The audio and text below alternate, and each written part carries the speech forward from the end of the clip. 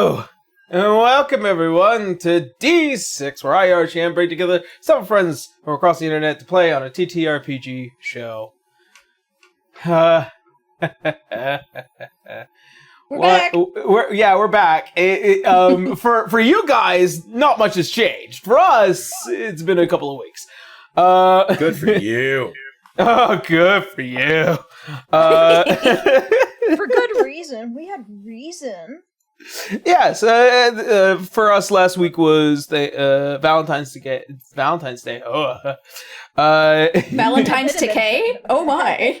I'm sorry. I didn't do my vocal warm-ups today, I swear. Valentine's Decay. Yeah.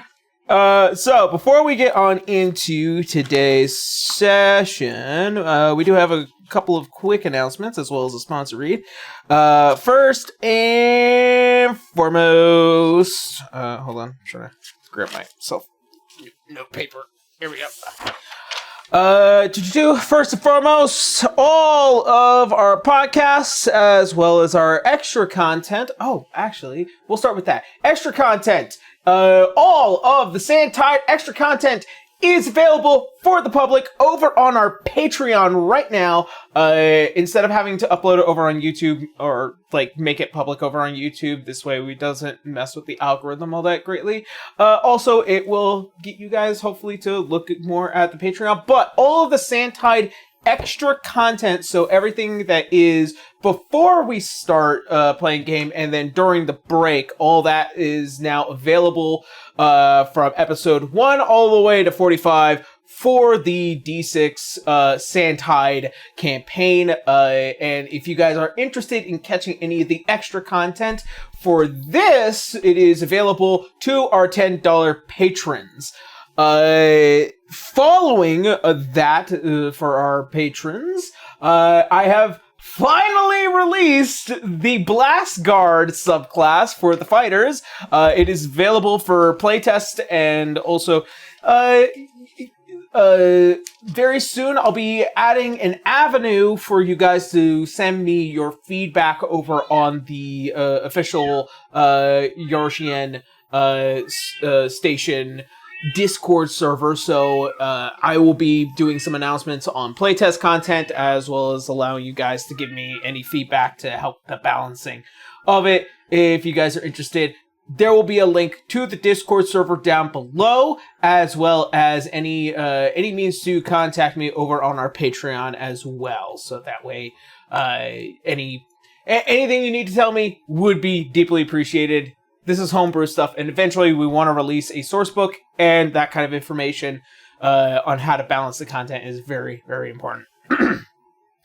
As for our audio podcasts, we have them all uploaded over on our Spotify and Apple Podcast platforms, and as well as various other podcast platforms that are available, depending on which one you all prefer.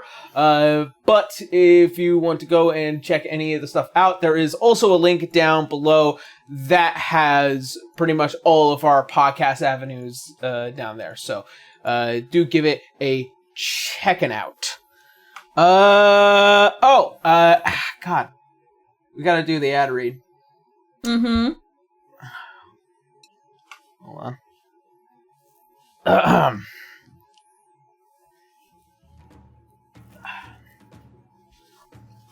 Oh. There we go. Howdy, everyone. It's me, sponsor Yarrow. Today, I would like to invite you all to check out our sponsor, GamerSupps, who just recently released their cowgirl design. Oh boy. And hold on, There it forgot. is. You got the shirt. Oh, did you drop Reminder, something? we You're are looking for sponsored, something back there? yeah, hold on. Yeah, I think no. Oh, yeah, a little more to the left. No, your other left. Oh. There we go. Pivot. Pivot. Ah, dang it. I have seemingly lost my marbles. You had them in this economy? But if you guys are interested in checking out our sponsor, GamerSubs, there will be a link down below, which you'll get 10% off of your order by using the code SHIENPAI when you check out. So if y'all are interested, by all means. That was the most interesting read so far. That is going to make So no far, sense. Yarrow. That is going to make no sense to people who are audio only for this. Yes. Yeah. Listen, if you're audio only, Just check You're out that missing segment. out. Yeah, You should check here's the the video thing. at least for that part. Yeah.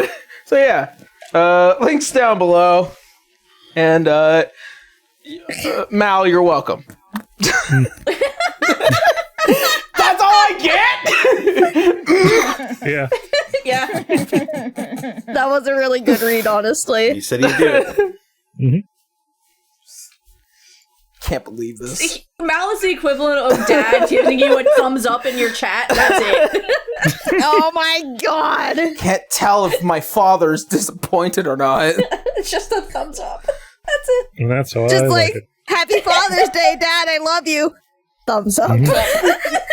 Aaron, think of it this way: you're getting paid to wear that shirt. Yep. Yeah. Next time I'll say, Papa Shien's got some bills to pay. Alrighty. So, that being said, I think it's time for us to get into the game. Just a little. Oh, Lord. Okay. What a fun start. Let's do it again sometime. Let's What do you think? see. Same time next week? Yeah. With any luck. So. Oh.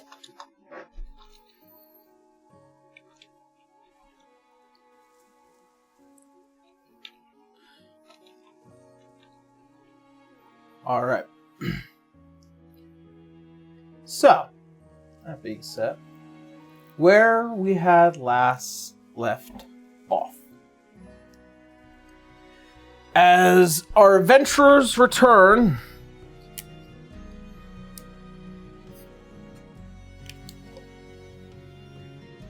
to the realm of Erziheimel, after a somewhat tense debate as to what actions to take, the reveal of a massive building mound just to the east of the Evergreen Grove has caused the party to split, as one section goes towards Alois's personal hoard, while the other goes to investigate the mound that is building.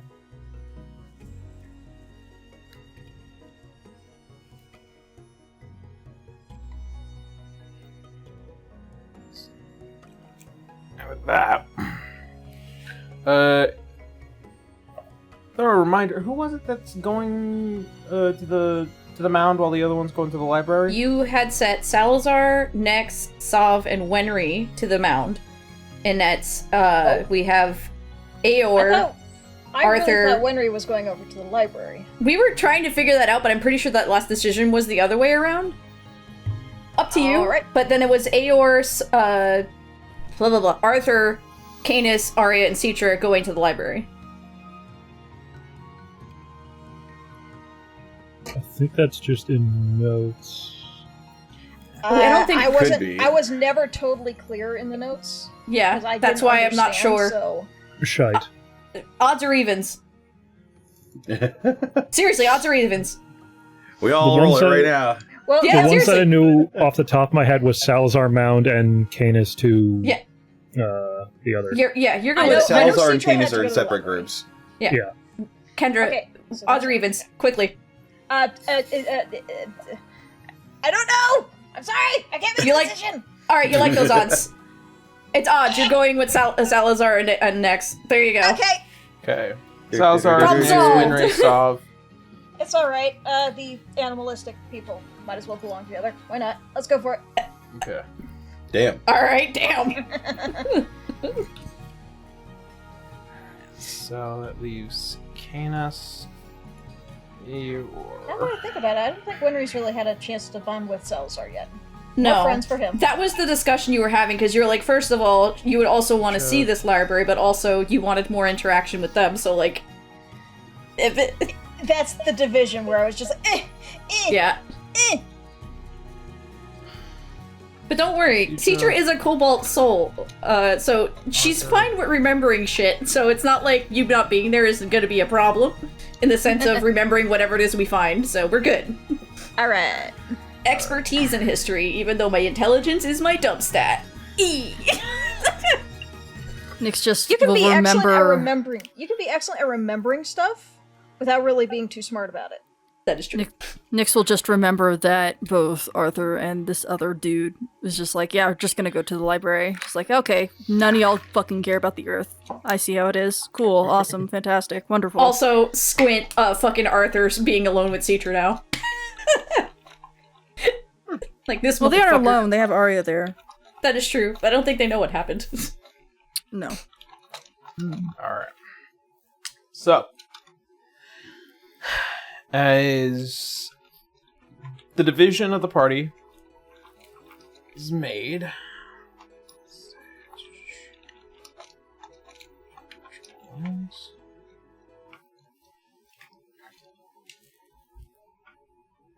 as Salazar, Nyx, Winry, Sov,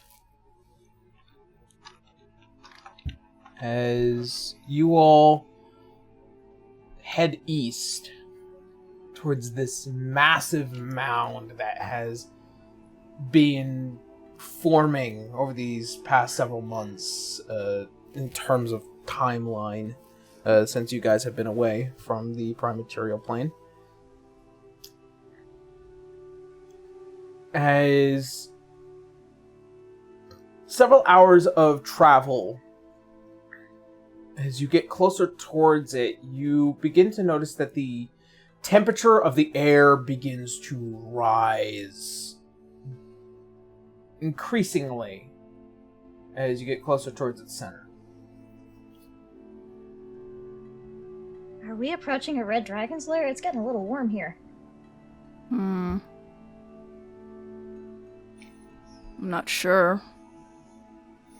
I don't believe I've been to a red dragon lair before. Salazar just turns around and raises an eyebrow at that. You certain about that? I mean, I haven't. I don't think so. Not a lair. Hmm. I mean, I've been to a black dragon lair. It was kind of different. Well, red Yes. dragon lairs are volcanic in nature, so very hot. Have you been to one, Renry? Yes, I have. Fuchsia's brother kinda was acting like an asshole, kinda had to kick his ass. Just a brief summary of events. I'm sure Fuchsia could get you more details. I'm sure. Well, it's no business of mine. Not anymore. Haven't heard anything of him since, so Hmm. I think he smartened up a little bit. I already know that the mound isn't a natural occurring thing, but is it like so unnatural that it's like is it creating these like volcanic type of like environments, like with like ash or like cracks or soot? No. There's no volcanic activity, but the air feels very hot and dry. Like, you can feel it on your lips. They're beginning to kind of crack a bit. And you do take note that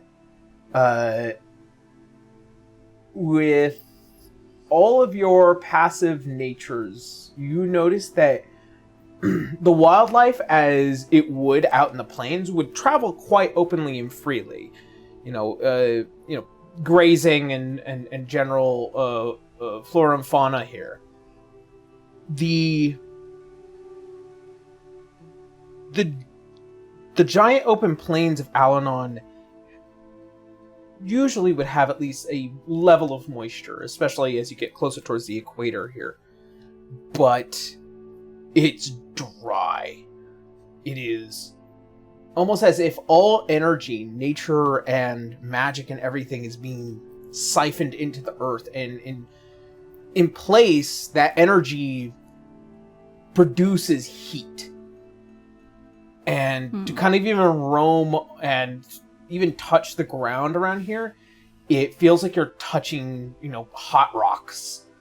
And, be lucky to have boots and soles on enough to keep your feet from blistering.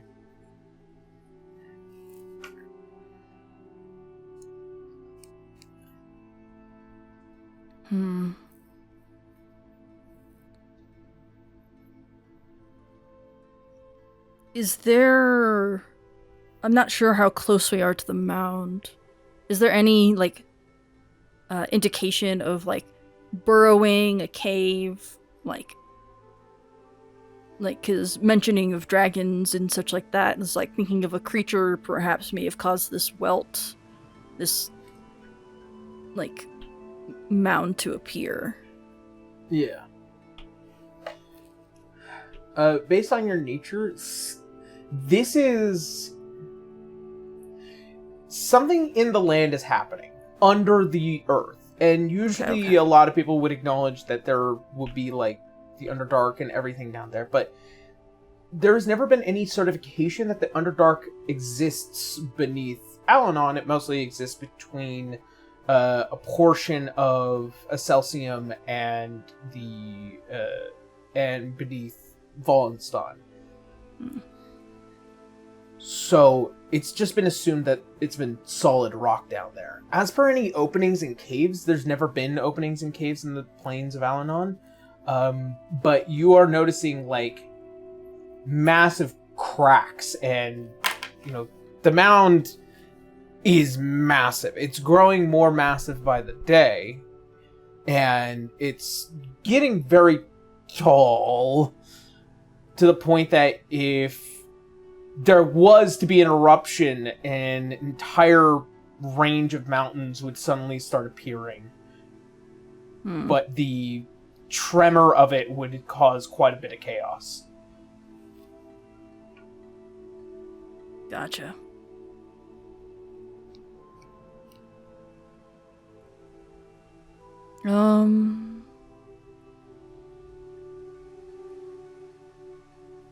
Let's see. The best thing I could possibly do, or hope to do, is just, try to observe where we can probably try to penetrate and go in to see what's happening underneath. But,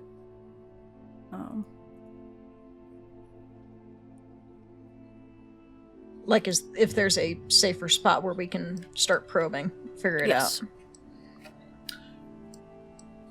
There is no safe spot out here. In terms of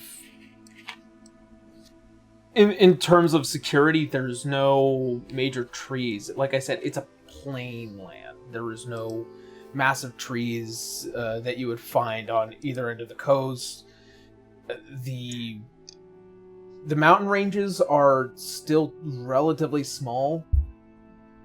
All you can really do is kind of just walk around the mound if we're talking about safe. Okay, just looking for, the best entry point, because I don't have a bunch of my earth spells prepared, because this kind of sprung up on us before. I didn't prepare certain spells to help with this kind of situation specifically, to help do a whole bunch of, earthbending stuff. I only have, one spell prepared, so I have to get close enough to really make it matter, but yeah.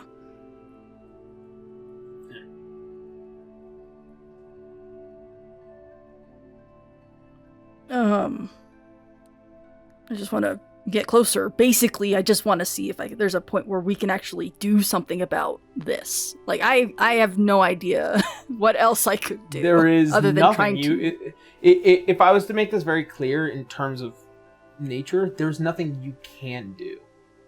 There's something way too big for you to stop.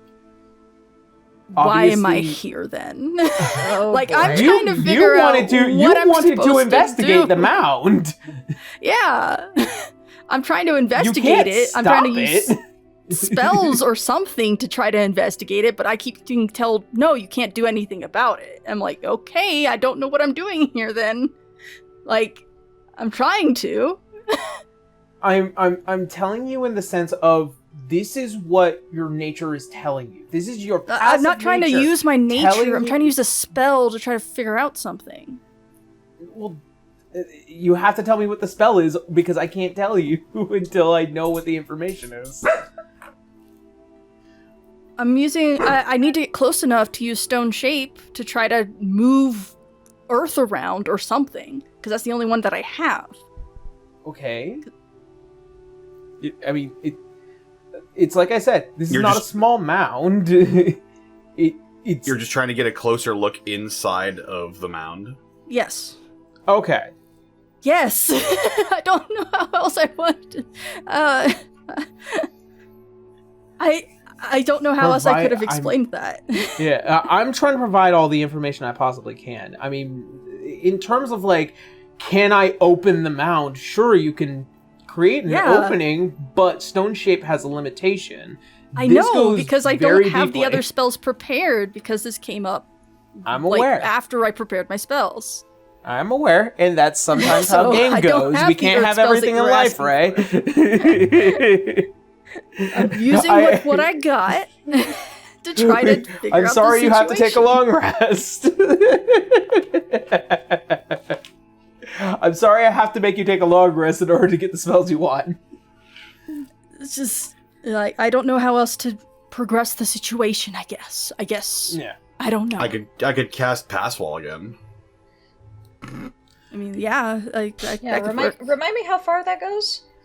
About 20 feet, I believe? It is 5 feet wide, 8 feet tall, and 20 feet deep. Okay. Yeah. Well, put that in an angle. Sure, I think we could probably check that out. Okay. With pass wall, and keep in mind because it is a mound, it's a slope. Yeah. As you kind of just like get where it's like as flat as it can on the outer perimeter of the mound, creating pass wall as you kind of just like begin to push through. It is as you get past the first 5 feet into it, it is like the equivalent of like going out in the middle of Arizona and just somebody just blowing hot air into your Oh, face. it's like walking into an Ooh. oven. Oh. Event. Yeah. As you continue further and further, right up to the point of 20 feet, you could swear it is like a sauna turned all the way up. And you are beginning to get drenched in just your sweat alone. And as you begin to kind of walk out, the heat difference of in the mound and out of the mound just hits your sweat and you just cool off immediately. I feel gross. Ugh. How bad was it? It's quite hot in there, but Ugh. it's not enough to hurt someone. At least to the depths I went. We should have a good look inside, however. That's good. Okay. We can continue our investigation in the pass wall. We have an hour with this. Okay. Well, hey, as long as we don't spend too long down there, we should be fine.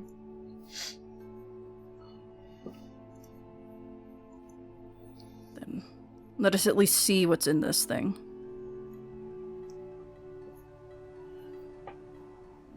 All right.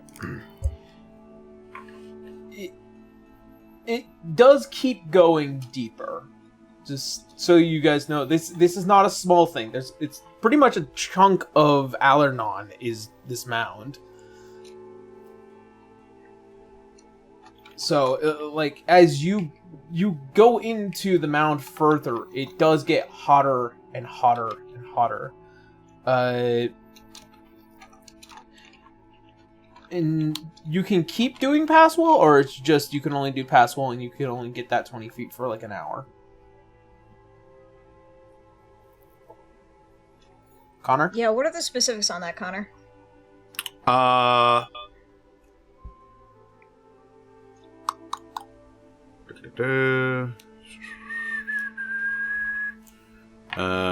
Surface within range lasts for an hour. 5 feet wide, 8 feet tall, 20 feet deep. The passage creates no instability in the structure surrounding it. When the opening disappears, any creatures or objects still in the passage created by the spell are safely ejected to an unoccupied space. That is all it says. So Okay, you so can when it only expires, get... we'll just- Yeah, you can Yeah, only we'll just get get- 20 feet deep. It's just basically standing in a tunnel. That makes sense. You're standing in a very, very hot tunnel. It goes further. I could probably put on a draconic transformation, have some claws and dig, but I wouldn't be the most Well- efficient digger. First of all, I'm going to cast Detect Magic. Now that And you're then 20 get a feet in there, massive yeah. migraine. This mound is full of magic. Yeah, I don't have Yes, detect but let's magic on me either, so it's just like, yeah. Let's see if I can detect anything in here. I feel very useless, guys. I'm so sorry. No, you're fine. There's a large explanation as to what's going on here. It isn't magical in nature, but all the magic in the land is being pulled towards this center. If I was to tell you, there isn't an actual school of magic going on here. Something big and magical is happening, almost as if it's drinking the life out of the land, but it isn't magic, per se. It's not a casted spell. Hopefully that... Okay. Yeah. Yeah, so I'm not getting a school of magic, it's just like primordial magic, basically. Correct. Correct. Yeah. I have to be very particular about how I express this mound. Keep in mind, I'm really sorry. Yeah, I just don't have the right spells to continuously dig a tunnel. That's the problem. I know I have it in my arsenal, I just don't have it prepared.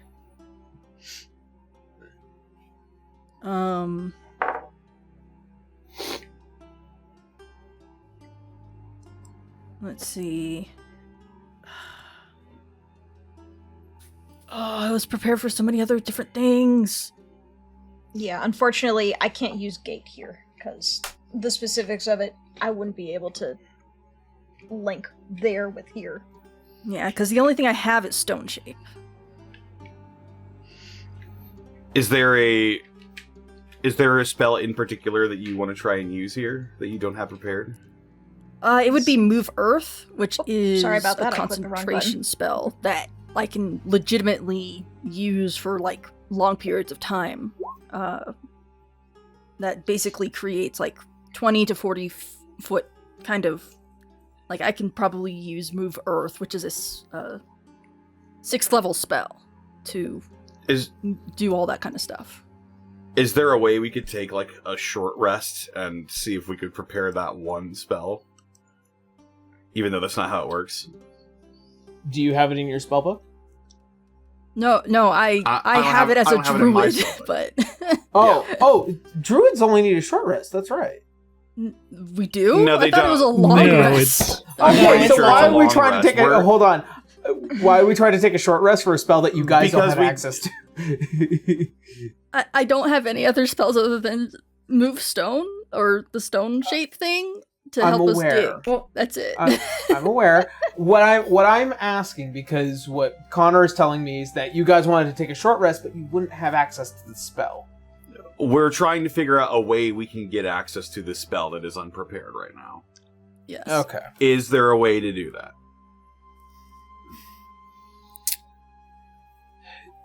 unfortunately, as a wizard, you would have needed to put the spell into your spell book beforehand. You wouldn't have access to that. I don't even have access to it. It's for next. For Nyx, unfortunately, that's a long rest because they have to prepare their spells. Okay, gotcha. Yeah. So there's no way that's happening. I want to remind you that the objective was that you guys went to go investigate, and as soon as you're basically done, you're going to teleport to the rest of the group anyway. Yes. There wasn't like you're gonna find a specific solution, but just to investigate as best. We don't even know what it is, though. That's the All thing. we We're trying know to is find out what it is. All we know is it's a very big I was- mound. It's and giving it's off very hot heat. inside. Well, magical. speaking of, I've been all I'm trying to do is dig deeper, is just we find out what it is. That's all I'm trying to do, but I can't do that apparently with the spells that I have. Yeah, unfortunately, you would need more manpower. A digging power, a tunneling power, Manpower or mole power. mole Okay. power. Moles only move 5 feet per round when they are digging. Okay, do you have They're also any the size of a mole. Do you have any other diggers? Giant there- mole. Isn't there a druid cantrip that allows you to move Earth like 5 feet at a time? I don't have it. Fuck. Again, This is I why am we're- very, this is why we're very trying to limited brainstorm. in what I You got. gotta be and very Aaron's careful about the expecting me to things do you something pick. Very specific, and I can't do it. Alright, Okay. so the only things that Wenry has that could possibly help is polymorph to turn into a creature to dig, or draconic transformation to turn herself into a creature that can dig. She has I feel nothing else that very can help in this useless all of a situation. sudden as a druid. Amazing. Well, I mean, you guys keep in mind, you guys can camp here if that is something that you would like to do, and then set up your spells. You guys are teleporting back no matter what, and But that's a As whole a 8 wi- hours of our party being without us. I suppose then the only thing that we can do Well- is use that time to We can also figure things out. go back to the party now and then teleport back to the mound. Okay, I'll do that. After a long rest. I'm Now that useless we- right now, I that guess. we know where we're going for that, just like, Yeah. well, I can't do shit right now. Let's come Yep. back. Now that we have a precise location, actually, as a matter of fact, I could probably get something that would get us there easier. Let me look at teleport. I think if I have a piece of the place we're teleporting to, it makes it easier. that Well then, get a baggie and save some dirt. I believe That person is Citra that has the key to that spot. No. You can't teleport to a person? Associated object, yes. There you go. So sending, if someone has sending in that group, right? Or no? you guys have I mean, we literal could- sending stones. Oh, we do. So there you go. There you go. We're still. Thank you. The one thing, Arthur. The one thing. I mean, we can also just teleport back and report to you that way. Yeah. Because if you- it seems like we've got nothing else to do here. Yeah, it really does. Like, I've tried my best to investigate. I don't know what else I'm supposed to be looking for. We can try again after we get our spells sorted. Damn. Destructive wave is all I have to have helped you there. Destructive wave. Just break shit out of the way. I feel really, really bad. It's okay. You did not know this was going to happen. Relax. There's just It'll be it's just alright. because there's so little information. I mean, you could attempt to keep trying to find anyone nearby that could be doing investigations and surveying. I didn't know if there was anyone nearby. Is there a Yeah. You geological have to keep society in traveling. Alanon that's investigating this? I'm so confused. Potentially. I'm trying to give you Investigate the guys as area. much information as possible, but keep in mind I can only do so much. Yeah, Okay. it's investigate the mound, but also investigate the surrounding area because we've been gone for 3 months. Alright. I don't know. Next, do you feel like becoming a bird and flying around, or should I? I mean, I can just hit myself with fly and go. Do a zip around the area. Yeah, we can survey the area. Okay. I'd rather stick as a group. Okay. Let me Alright. check the details for Fly here real quick. Leave Sov with Salazar. Awkward silence. Yeah. I mean, Soph can fly now, right? When Yes. he can fly, yeah. Okay, so Sav can fly. Next, are you going to turn into a flying creature? Yeah. Okay. In which case I can just use a 4th level, and then Salazar and I can just fly together. Alrighty. As all of you go to take flight... Oh, real quick, Aaron, could you roll me a D6. It's gonna be a D10 now. Oh, it's D10 now, right? Fuck. Yikes. If you roll a 10, reroll. Yeah. 2. Okay, thank you. Not that bad today. Not that bad. If it was a 9, you'd be screaming. I'd be because I can't restore that. Yeah. Alright. So, as all of you go to take flight and kind of getting a little bit of height, you begin to actually understand that the scope of the mound is still just as big, even from coming down from the top of the sky, especially over the world tree. It is still so massive. In some places, based off of what you can see, you can see some actual jagged peaking in the earth, kind of just slowly kind of creating this massive circle. As you all begin to notice and kind of just fly over at whatever maximum speed you can, you do notice at first, especially for you, Nyx, there is this almost this small encampment closer towards the south end of the mound, and it looks like a small contingent camp that's just about a mile out away from the farthest reaches of the mound.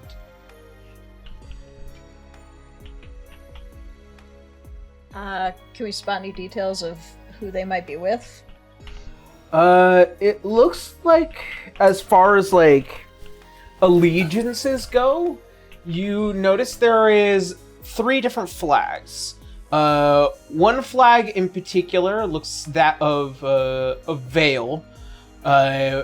One of the other flags looks like it is associated with Lycia Bay, and the final flag is the crest of the Dustlake family, that of Lobondel. So, pretty much all the major southern states of Alanon.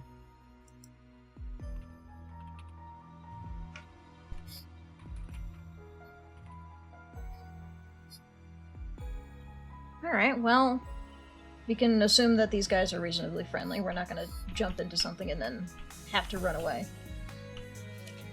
I mean, it's the flag of Vale. I mean, Nyx can't articulate it, because they are a bird. Scraw! Scrap.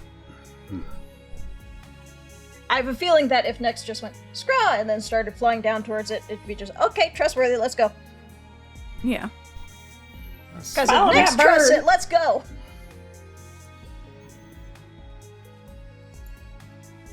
Alright. We fly.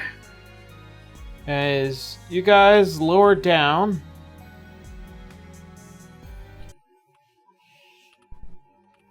as you all find yourselves in this small encampment, you see with what looks like to be several scholarly looking types of individuals, as well as heavily armored guards and soldiers.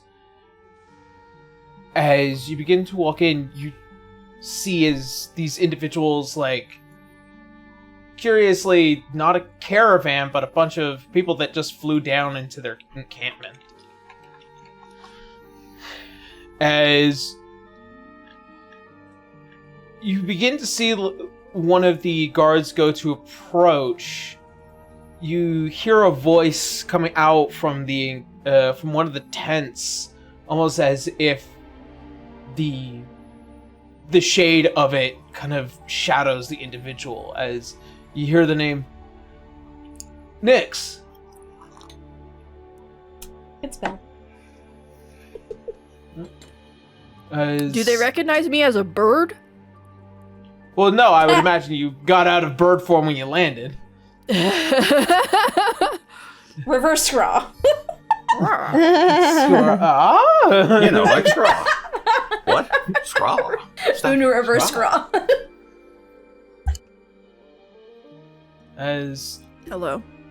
you see as coming out of the tent, and you see the massive form of a man with deep ruby red skin, these massive curled horns, and the slicked back white hair, that of Cinder Cesarifor. Cinder! It's the boy! Hello again. Yes. Where? Actually, before that, why don't you make your way in and bring your friends? And you can see as he kind of points towards some of the Valiant guards, and they begin to kind of back away. Yeah, I imagine that they were being approached by guards of like, hey, strangers, and it's like, no, we're good. That's my friend!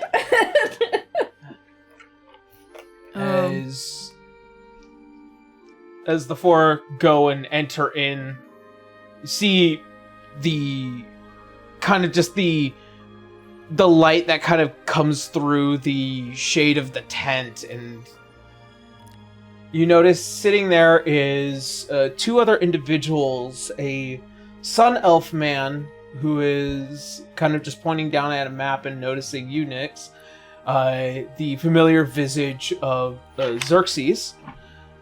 Oh no. And as well as this other individual who looks like they are just like in these very nomadic and very easy flowing robes in this kind of darkish brown and green, and on their head with what looks like to be a thin viney circlet that comes out to this kind of green gem that pierces down towards the eyebrow. And you see as Xerxes pops up, howdy. Been a while since I've seen you. Yes, I imagine so. How long has it been? Since... What has happened? What's this? Like, gesturing like to space, but like obviously talking about the giant mound and just... See as Cinder kind of comes over. Actually, all the more reason why it's best that you're here. Is inviting you all in and kind of giving you all drinks. We've been dealing with a lot the past several months, and it's been weird without you all here. And looking towards Salzar, Sov, and Winry, my name is Cinder. I am a hunter for the Witch Coven of Vale. This is Xerxes' personal friend of mine. And as he kind of leans over, I got hired because the king prefers my charm over his. And just the slightest nod, and then points towards the woman. This is Archdruid Castella. She is the druid to the north end of Vale that handles a lot of our crops and various other natural means when we can't reach out to the witches for. So it's not the same, just as me as Ray. It's not the same person that we've met at the Grove? At the Grove area, right? No. Okay. No. Rachel, different can you say your Archdruid. name one more time for me, Aaron? Castilla. Castilla.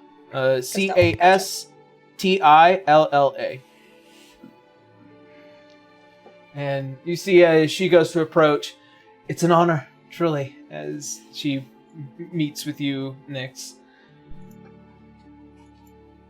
Hello. Just small little bow, like unsure, still not used to people kind of thing. Because also Archdruid, like, how to proceed? Technically, I outrank her, but Nyx is not gonna do that. Yeah. No more. Don't want more attention, Next please. doesn't seem like the type to pull rank. Yeah. But what if? But what if?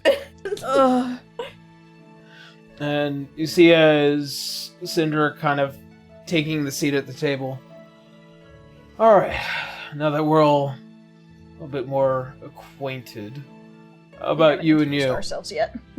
Yeah, pointing towards Salazar, Winry, and Sav. Sav. Well, I guess I'll go first.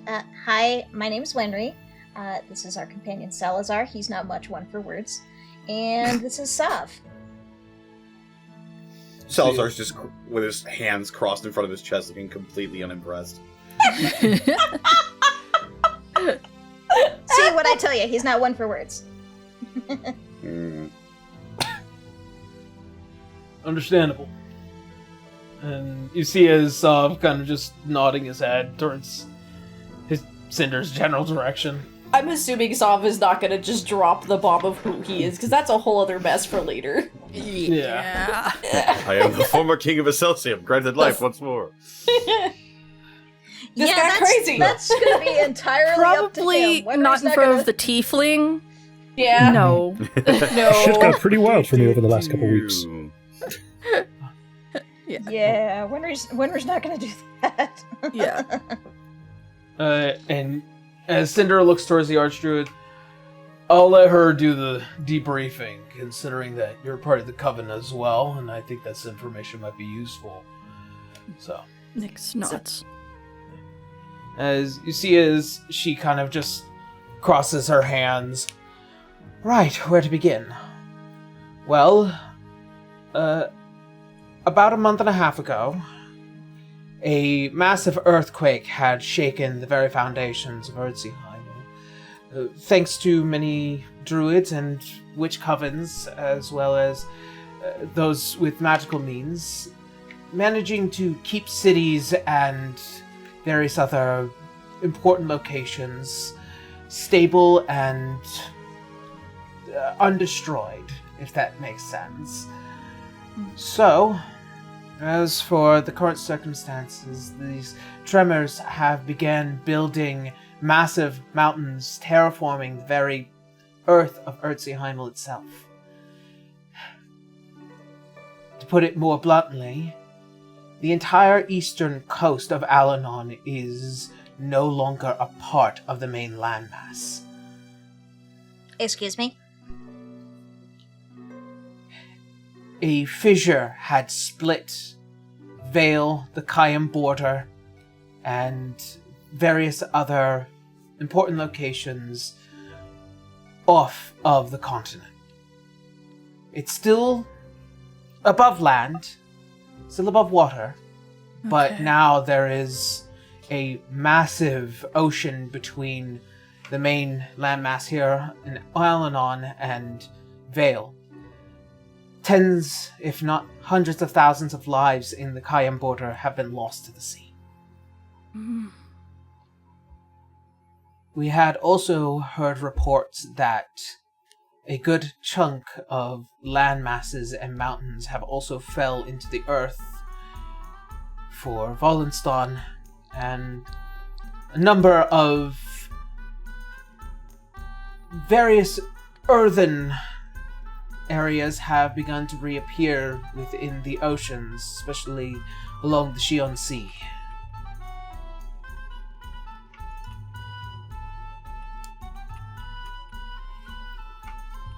Is Yimnin still alive? What do you know about any of the other continents at the moment, or is it right now being a little scattered due to Everything situation. is in chaos. To be quite honest, everything is in chaos. We've been dealing with the current forces of Lumeria coming down on us like a hammer. We're losing contact with allies, and many allegiances are currently up in question as the one place that was keeping a global peacekeeping initiative is now back into the hands of a mad old king. So, as one can imagine, trying to get into contact with other countries is not an easy feature. Right. And I could also imagine that they are dealing with their own problems as well. When we will just like tap next, just like we can make a quick trip to to Yimnin. I got a friend over there too. I'd like to check up on. Probably when we reconvene with the others, we can make a trip down there. But later, but no worries. The ship can do that real fast.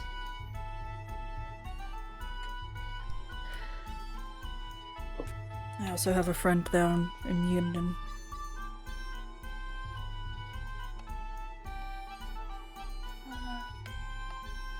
Right. Sorry about that. I had to plug in my headset because it was losing battery. I feel that.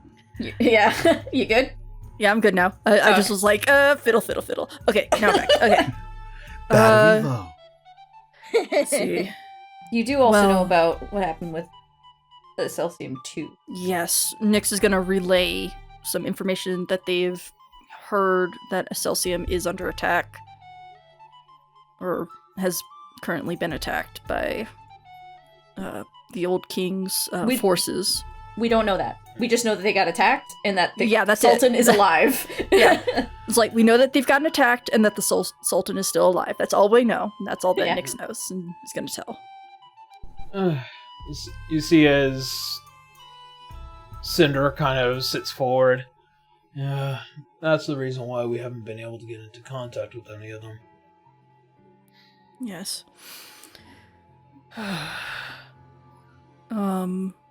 I don't remember if Arya explained or described any of the other people there to anyone else. No, she just had a vision of her Citra's dad. I thought she also saw a werewolf carrying away the mom and the Sultan. So No. yes, that No. wasn't. No. Well, Okay. No. there was more to the Hold vision on. than just. There was more to the vision than just Citra's The dad. mom and the Sultan but Arya ran away. only talked about and that. I also clarified that they were in Zanzibar already. Yes. Yeah. Yeah, so they're fine. There was a meanwhile scene where we got to see Tonelli go werewolf and deal with that asshole that showed up. So but yeah, that Nyx wasn't doesn't part know of that the vision. information. No. Tonelli did That's all I wanted to defend make them, sure. but she wasn't involved in them getting out of there. Yeah. Yeah, Just want to make sure you differentiated the two. Yeah, I just wanted to make sure that I wasn't Mixing it up. mixing it up. Just double checking. It has been a but week. it does depend on what Arya has told them in the meantime. So I don't know if Arya explained the whole thing of what she saw, but No. She was dealing with a lot. She was just like, "Oh my god, I'm so sorry, Citra, your dad died." That's kind of what she was focused on.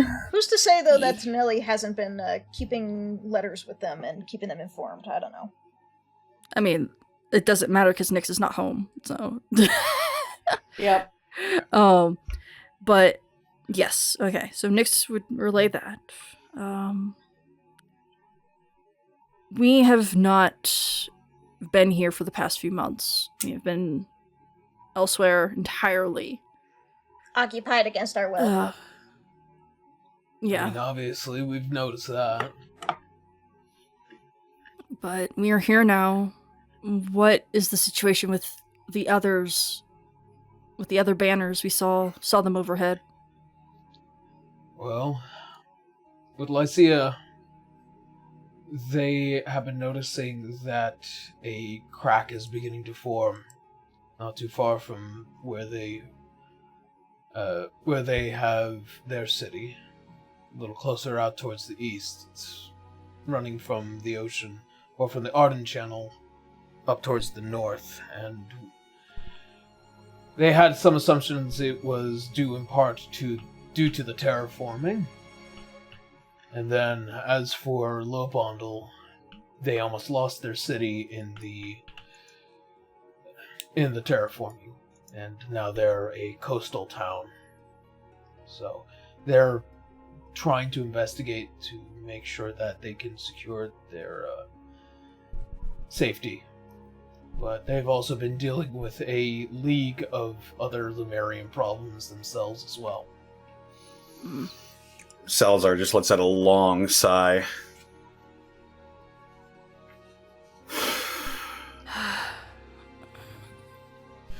Fortunately, as much as I wish I had more assistance from the other witches' covens, it seems like they also are trying to deal with their own problems. And right now, I would much prefer Zoe to stay home than to be sticking with me. She's been acting sick for a while now, so... Sick? You're not there! No, I'm sitting here going, excuse me? You're not there. Not there, you calm down. Oh, by request, I asked her mother to keep her home.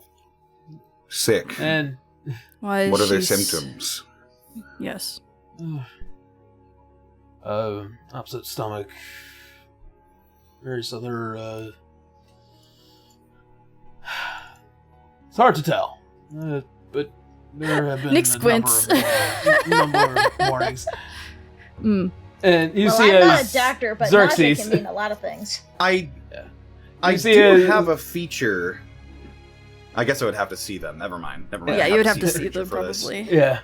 You see as Xerxes peeks up, and I got Eileen back home as well, and she's been helping out around the town, given the nature of the rumbling. That's good. I'm glad that she is also safe. Oh yeah, no, we're doing great. Aww. I didn't ask about your relationship, but sure. Alright. Well, God damn. Sorry, that one got me. Damn, that's cold. Yeah, Ray, that delivery is so good. Yeah, sorry. Nix is like that. I think back on the Salazar just conversation. chuckles to himself. Back onto the conversation, though. As for the mound, there has been a number of questions that have remained relatively unanswered. But in terms of what I have done in my own personal investigation, a lot of the nature magic, especially the magic of the lands, seem to congregate towards the center of Alanon. We've been worried something is coming. Yes. I would assume so as well, due to the fact that anything that's building up energy like that, in nature, typically that means just something explosive. Whether that be volcano or like life or what have you, whatever it may be, the size of it is very concerning. You see as Sov steps over this time. Would it have something to do with the Titans? You see as the Archdruid's head tilts towards his general direction.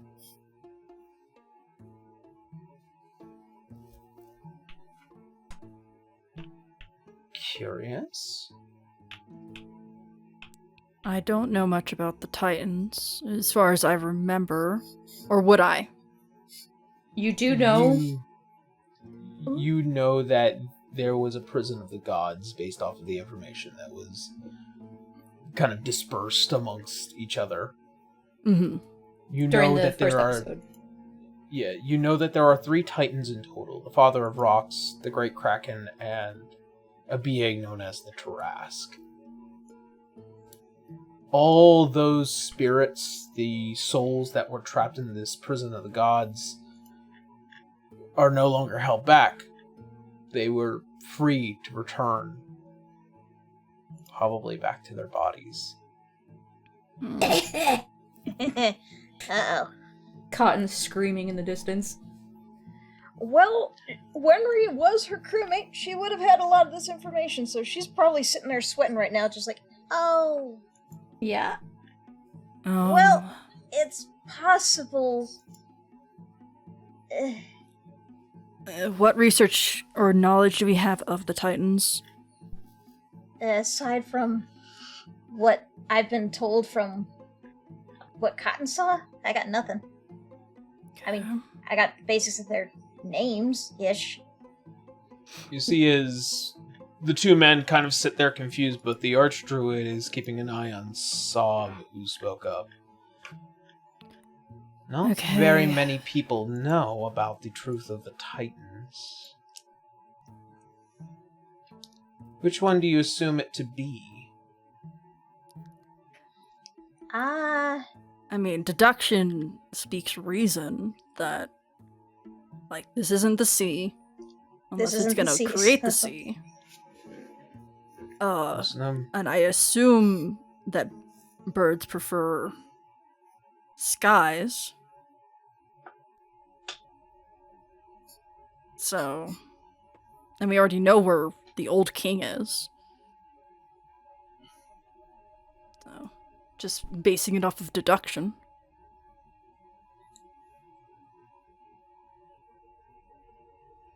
It was long theorized that Aladon had buried away one of the Titans by the gods. For a while, Celsium thought that those who ruled this land could awaken it and use it as a mighty weapon against its opponents. I was one of those within the fervor. And now, I have certain certifications to believe that such a thing now exists.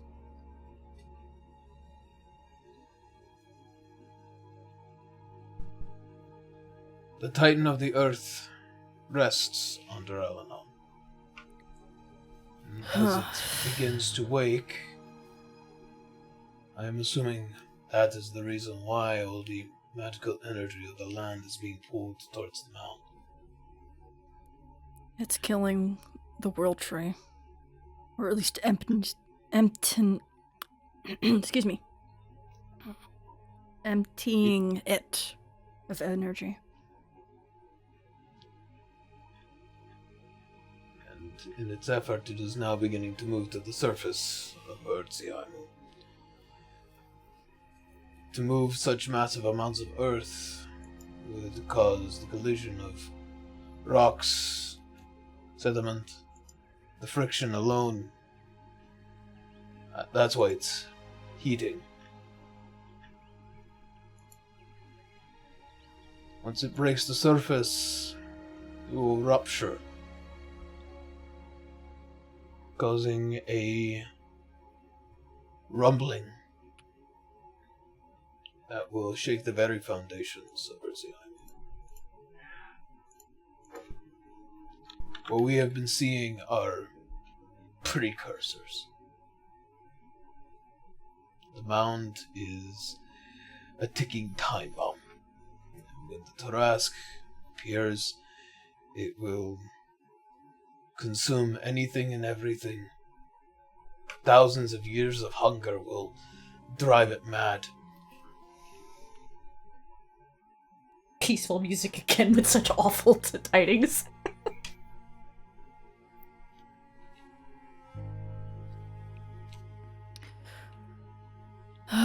The best we can do is prepare for when it comes out, but when it comes out, it's going to destroy everything nearby it. Just from the mass alone and how earthquakes work. Like, as a druid, Nyx would understand how massive earthquakes would create these things. They might not know what the Tarask can do, but they understand the whole physics of how the earth that, like, doing that kind of damage, like, exploding that much would cause. So, I'm not sure where you all would possibly need to be in safe distance. I would have to do another cursory scan. If this is a Titan, aren't we gonna have to evacuate pretty much the whole continent? There's no place that we can put all those people. No, I mean, yes. I don't know. It's one of those situations where we would need a force to either get to it before it escapes, or be prepared for when it escapes.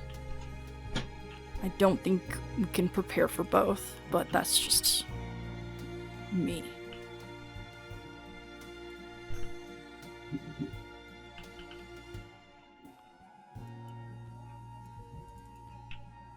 You see as kind of everyone is a little bit dejected here in the tent, even the druid. As you see need to do something. Yeah. You all notice that it feels like hope is just drawn out at this revelation.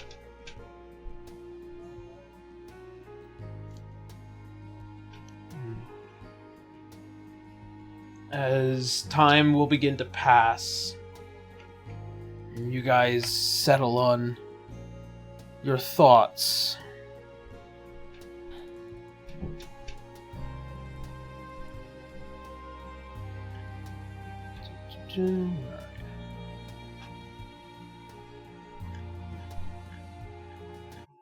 The other party, who has spent several hours, if not half the day, trying to walk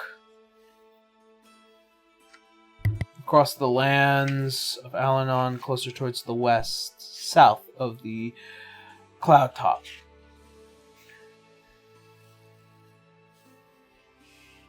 As you make your way there, conversation amongst you,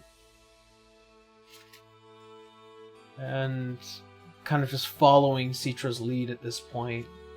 She's the only one that knows where to go. Oh, I do. I was going to ask you. I know she had the key, but was there like a map? Oh, yes. There was provided coordinates along with the key. Okay, sorry. Yeah. I was like, was she ever told? Because this is going to suck. Apparently you do. Yay! I trusted Citra's capabilities the whole time. Citra's like, I got lost in the library on the Bastion too many times. I appreciate your... appreciate the confidence. I want to state that she probably hasn't mentioned to either of you what happened with Arthur, because she doesn't want to start Discord, but she's trying not to let her fear just immediately mean that, oh, he's an asshole. She wants to trust him, but it's hard. Well, towards the end of last session, she did kind of mention that there was some kind of conversation that was had, but maybe not the details. No, she's trying not to put Arthur in a bad corner. Salazar and Nyx already knowing was enough.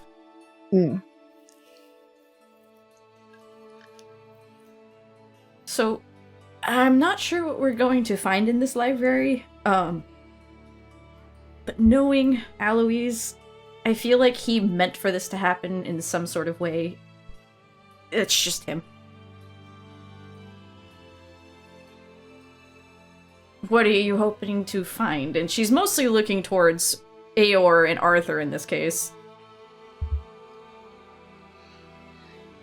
You see as Arthur looks back, I am here to just help you find whatever it is that you are looking for. Whatever it is I desire doesn't matter at the moment. And she's looking over to Aor, because he seemed to perk up on that one. Aor, who kind of just trails the eye back, kind of looking over his own shoulder. Some more magic. I'm sure he has a lot of that somewhere. Granted, this Hoard was split off to the majority of us, and apparently his kid that I just found out about, so. I just ask that you treat it with respect, okay? I've known Alois for quite some time. In terms of respect, I would prefer to not inspire the ire of a dead man. That is a good choice. Even with him gone, it's hard to say if any action that I portray during these times will surely not find their way back to his lost soul. That's... She's remembering the bit in Elysium where we were going through the, I guess, that little challenge before being able to enter the vault. And she looks at him, like, he's been alive for God knows how long. So she just kind of tilts her head at that. There was a point in Elysium. We were in my grandmother's, well, trying to get to my grandmother's vault, and this test kind of dealt with a magic that would read your memories, I guess. But Alois appeared to me, and it makes sense. But it said something odd, like he was going to see me again somehow. Well, let me ask you this particular question. Do you believe Alois Azure is truly dead? It felt like it. Doesn't matter what you feel. Do you believe he is dead?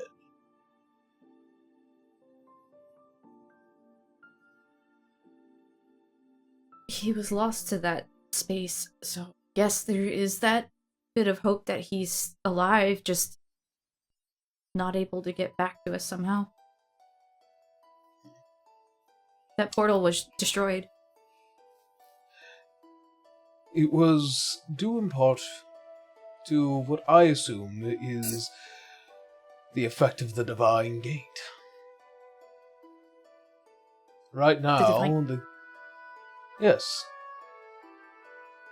You see, the Divine Gate is more than just a force that prevents the gods and whatnot from crossing from one realm into the prime material, but also it prevents mortals from stepping into godly domains. Such as, and kind of just nods up to the sky, such as the moon.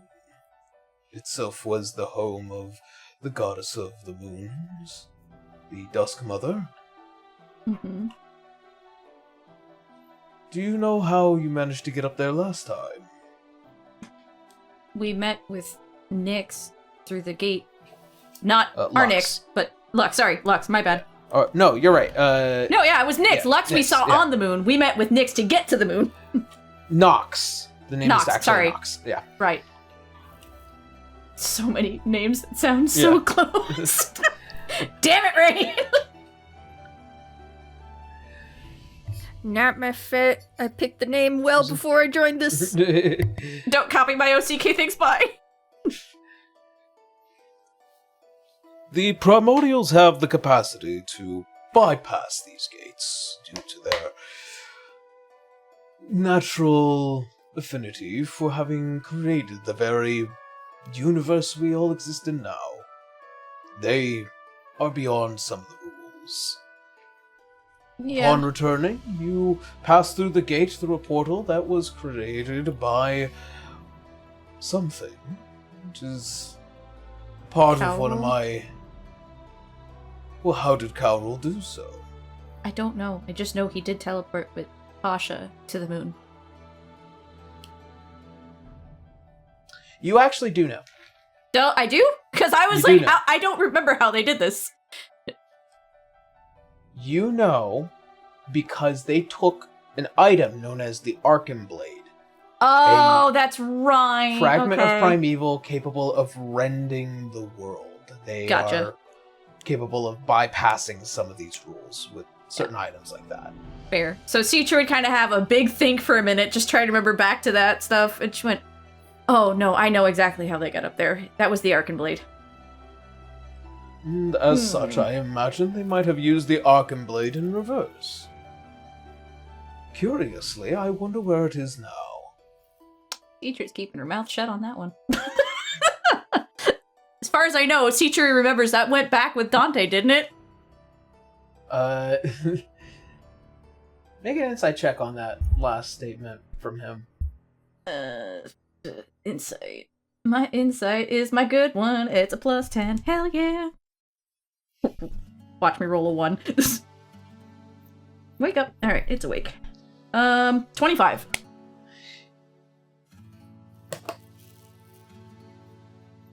+10, baby. Let's message you real quick. Okay.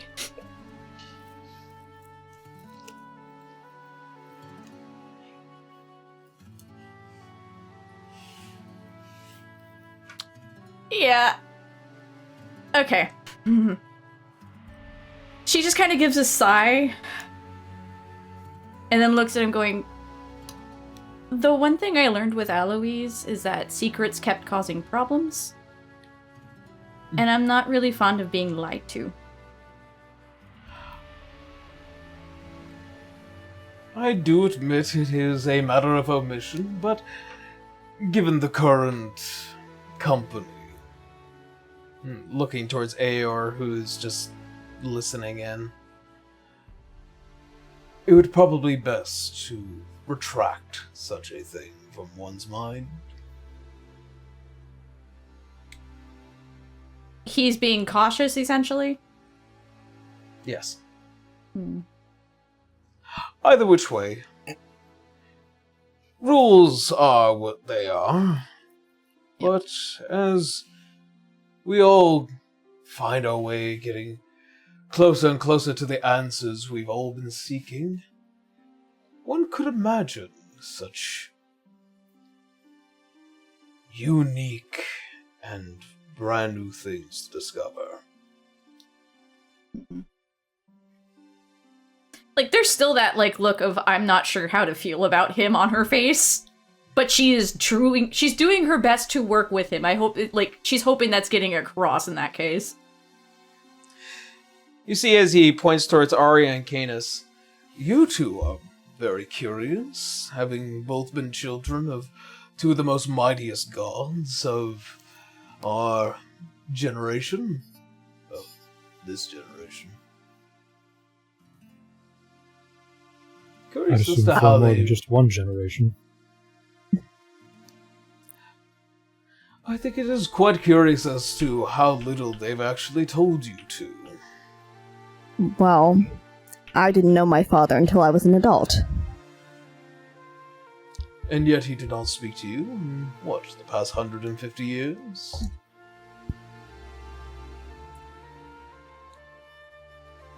I'm not sure that that's your business. Given the state of the world, I would imagine that they would be a bit more liquid in their effort to provide information. That's simply all I wish to know is whatever it is they might have been able to tell you. But, by the looks of it, not much. A shame.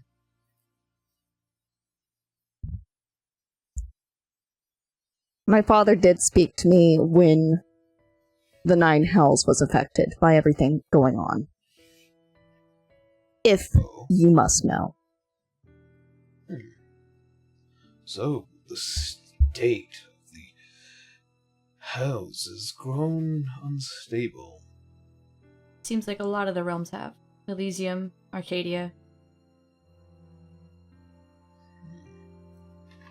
Every which way we went, you could also still see the dreadnought in the sky. Yes, our ongoing adversary. Mm-hmm. What of you, Lord Canis? Anything Bahamut decided to impose upon you with his limitless knowledge?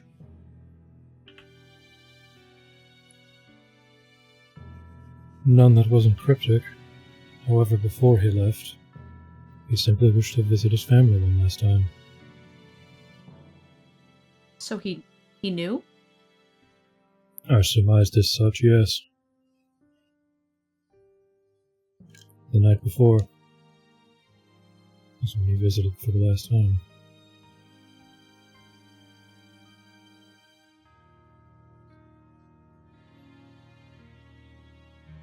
What did he tell you?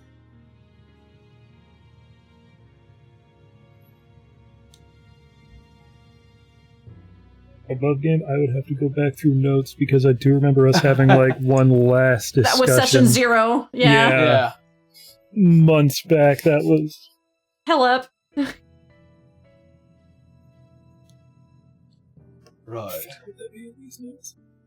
I wouldn't don't be. think. No, I don't probably think. not, because if it was in your session session 0, it wouldn't be.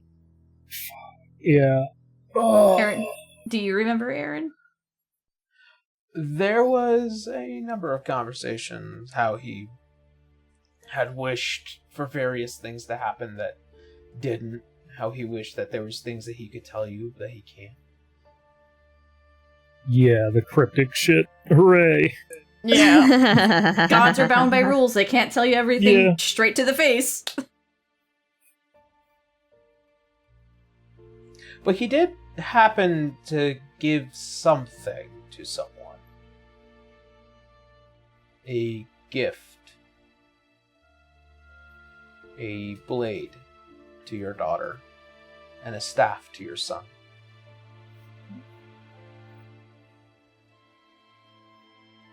Well, to me,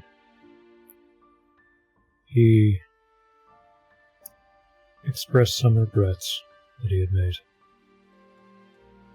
and how he'd wished some things had turned out better. To his grandchildren, he granted each a gift. Not much else to tell you besides that. How curious.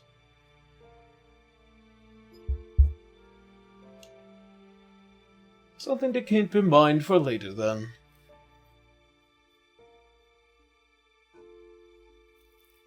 You see as Aor's eyes kind of just drift away from this conversation, especially with Cetra's watching Aor like, what the hell's up with this guy? He's contemplating the hungry caterpillar. What a freak! What killed the hungry caterpillar? 100 pounds of cotton or blunt force trauma directly to the head?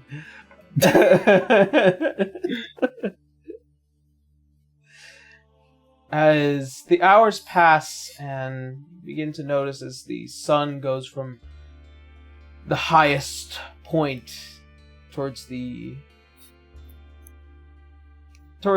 east, now drooping to the south, over those tall, massive mountains that lead to Wallenstein.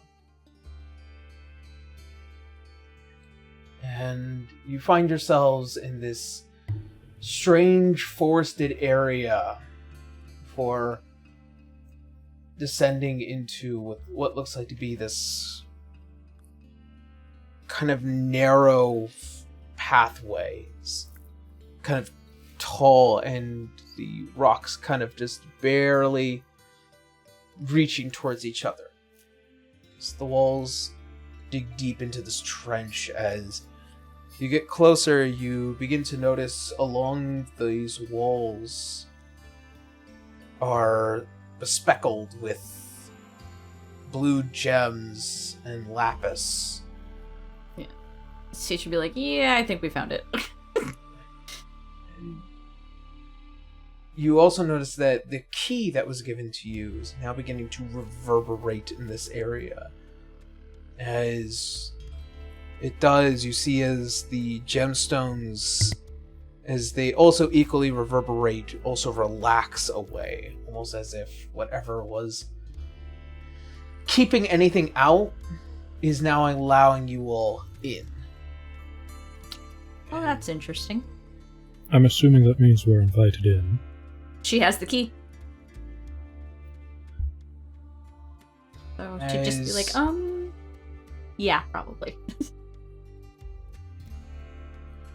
As you reach up to with what looks like to be these solid onyx doors,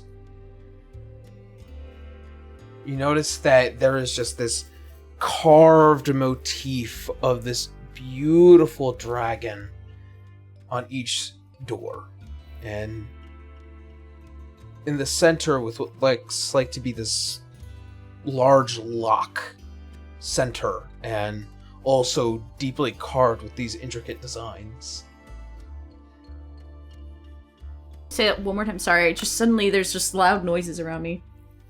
Sorry. There's this large intricate lock with also draconic designs around it.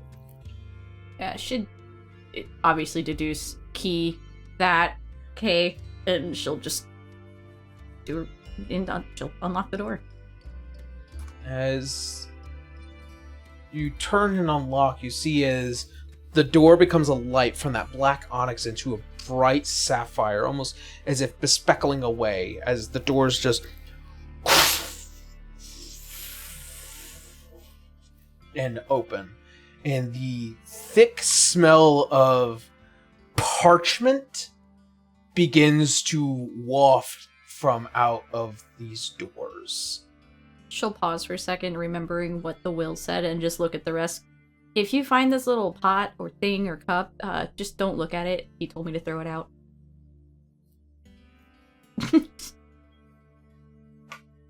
I do remember that little piece. Alright. I don't know what we're gonna find in here, but we're welcomed here, so I would suggest we're not worrying about traps, so. As you enter, you descend this dark staircase that has these low-lit blue-fired torches.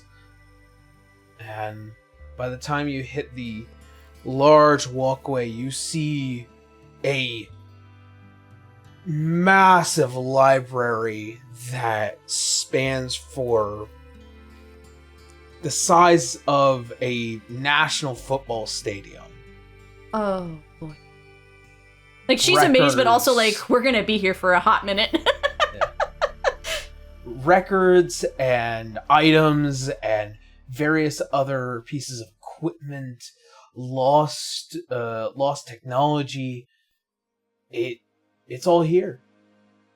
The Hoard of Alois Azure. His first Hoard. Daggix, she's like, Daggix would love this. Oh my god.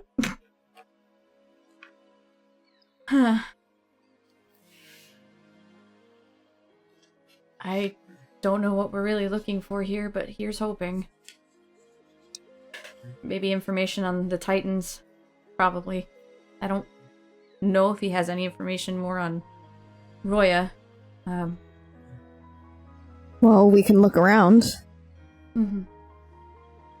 And as you guys are kind of just all looking over the railing and kind of getting an idea, suddenly there's this strange coolness in the back of your necks. Mm-hmm. Yeah. As... But they're not even here right now. Suddenly he's there. Sup, guys? And you all suddenly hear a voice. Who dares to enter here? And as you all go to spin around, you see floating behind all of you is this massive lich-like creature who is not impressing any of you immediately. Is this and Sabine? he's kind of just like... Is it Sabine? You see as the head cracks down and sees you, Citra. Hi. I have a key. Shh. I remember you. Acelsium? Yes. Hi, Saviden. You see as like one of the hands, you just hear all the bones and stuff crack over. Hi. You said it was lich-like? It is a lich. Yeah, This is a lich. Before all the chummy conversation between Citra and Hit, you saw Canis behind him winding up a turn undead. Citra said, no. Remember, I mentioned I'm friends with a lich. This is him. This is Saviden. Leave him alone, please. How do you know each other? He was guarding the tomb for Sav. Well, not guarding it. He was going through it and actually renovating it really well. And looking down towards Citra, you see as he just like floats and gets really close to your face. Are you telling me that you brought the son of Bahamut and the daughter of Osmodeus here? They're my friends, and the world is currently being terraformed. There's titans about. The God King Roya is back. We're here for help. He left me this. We're doing our best. At least you cruel bastard. And then as the head turns and cracks, he notices the tall man in white. Oh, and you're here too. Great. You know him too? We crossed paths before. Do you know anyone who enjoys your company, Arthur? It's just Zing! Ha. Exactly 3 people. That's very presumptuous of him. Like, everyone has gone, oh, it's you. Whenever they see him. Yeah. Knowing Alois, Saviden, this was probably well planned out in advance. He left this to me a year ago. Of course it was all planned out. He's still currently expressing his plans all together as we speak. And kind of just begins... his plans? Yes. He's currently trying to beat death. You can talk to him? No. I just Okay. know what he's doing. Do you know what he's doing? No. Last I knew of him, he left this to me in his will, and he was locked behind the gate. Though Arthur did shed some light on some things, but... And as the head kind of stretches over, you can see as the detachment of the kind of like the ligament of the spirit kind of just allowing the head to kind of stretch beyond its normal parameters. And you haven't said anything that might be important to this kind of information? Is he saying this to Citra or Arthur? Arthur. And you see as Arthur's all like, I am unfortunately sworn to secrecy. I hate these secrets. And she just hangs her head. Oh, then I'll tell you this. He has plans. He has plans to make his way back. Unfortunately, he is relying on other resources at the moment. However, due to the fact that he took my phylactery, I had to agree to helping him here. Which would be... guarding it? He has my phylactery. Understood. Wherever it is. I was hoping he left you any other information. At least to what we might find here to help us in our current situation. Well, I have as much knowledge of this place as much as I was capable of investigating. Interrupted my excavation of the old tomb. Well, if it might cheer you up, we were in Elysium. A lot has happened, but, you remember how I had the soul of the first Sultan in me that year ago when we were there? Well, he's alive now with us. He's just with the other half of the team. So you might get more information directly from the source. I don't think I want to do that. Why not? He's a really cool guy.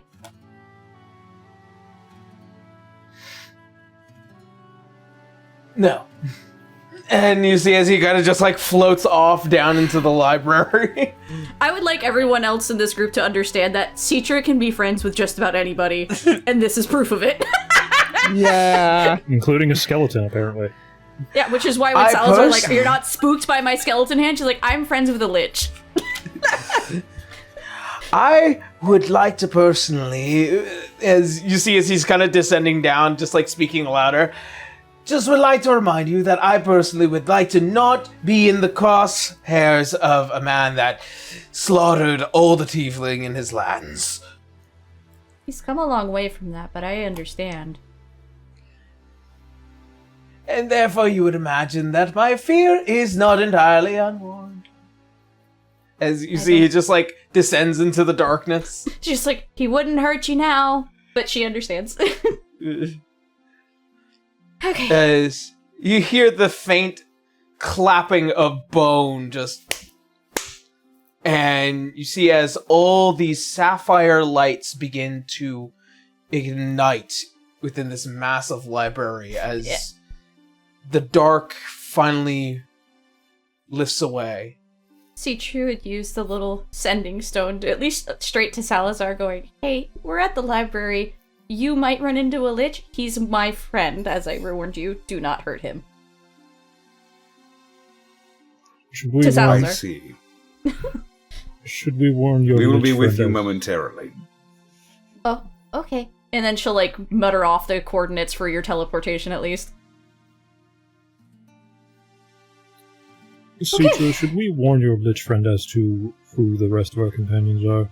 Well, if he knew Alois, he probably knows about Salazar, at least. And you're kind of more of the biggest worry for Saviden. No offense. Canis. Paladin. Cleric. Yeah, sorry. I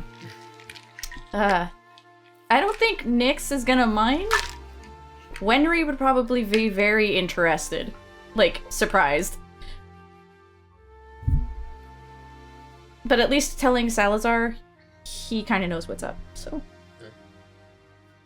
As a lot of you descend down into the library, the various items and technology as it kind of just brings you to awe down here. She'll find the one thing he was talking about and quickly put it into, like, some sort of trash bin, like, ew. Yeah, it's a very nice pot. Kind of just closer towards the bottom of the staircase. It's this very nice carved sapphire pot. And as you lift the lid, it is just a biome in there. Just, nope, close it, put it away. Nope. What I gotta ask is, what did he put in there? I don't want to know. Anyways. Was it the fanciest of chamber pots? Or did he forget he had a hand sandwich in there? Something. It was garbage day 3 years ago, and I just forgot. And you begin to hear the voice of Savine as it kind of just echoes throughout these, throughout this library. So whatever it is that you're looking for, I might have a general direction of where to find it. Well, if we're going based on current situations, the Titans, Roya, and Divinity, because, long story short, we're kind of on the path to becoming gods.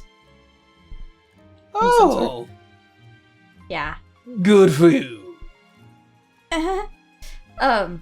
Wish I had that knowledge before I decided to perform the ritual to lichdom. It's not something you would probably easily acquire, Saviden. There's a lot of things that I would prefer not to worry about, and having to do more effort for godhood seems very out of my wheelhouse. But, how long have you been in here? The whole year? Let's see. Shortly after you left, I was beckoned away by one of the Black Archive members down here and was told to organize. So you do have an understanding of where most things are in here, or at least by category? Yes, and there had been a few mistakes, especially towards the Lost Age section, considering that the timelines weren't exactly in the right place. Okay. So I guess, yeah, those topics are pretty much in the top of our list for now, unless looks at Arthur, unless you have a suggestion. Well, let's see. In terms of Titans, I believe that they were before the First Age, so any information regarding them might have something to do with something beforehand, so let's go as early as possible. And you hear as the voice echoes out, Section 18. And you see, I have my path. Yes. Well, if you're interested, then please come along. Okay. She still has something to talk to him about because she wasn't trying to say something in earshot of Aor, but yeah. How about the rest of you? Any particular information you're looking for?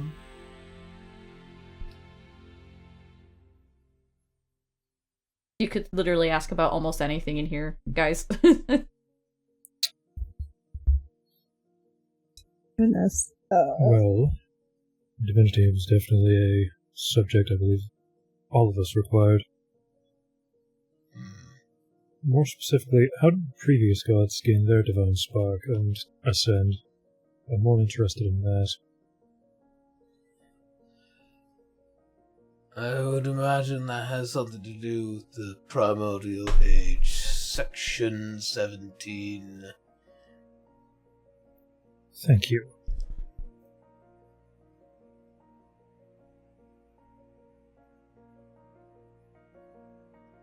You see as everyone begins to kind of splay out. Anyone else?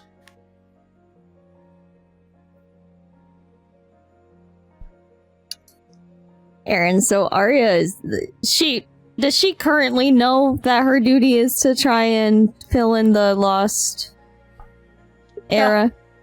Yeah. Okay. Yeah.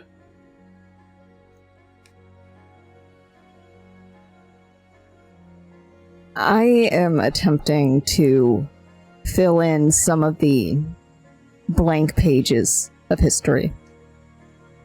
The Lost Ages. As the body of the Lich comes descending down towards you. Section 5. I'll show you to it. Thank you. Teacher said this was her friend. You can trust him. It's okay. Thank you, No, Mr. she's just Crypt surprised Keeper. by she's just surprised by how easy that was. And you hear as Aor,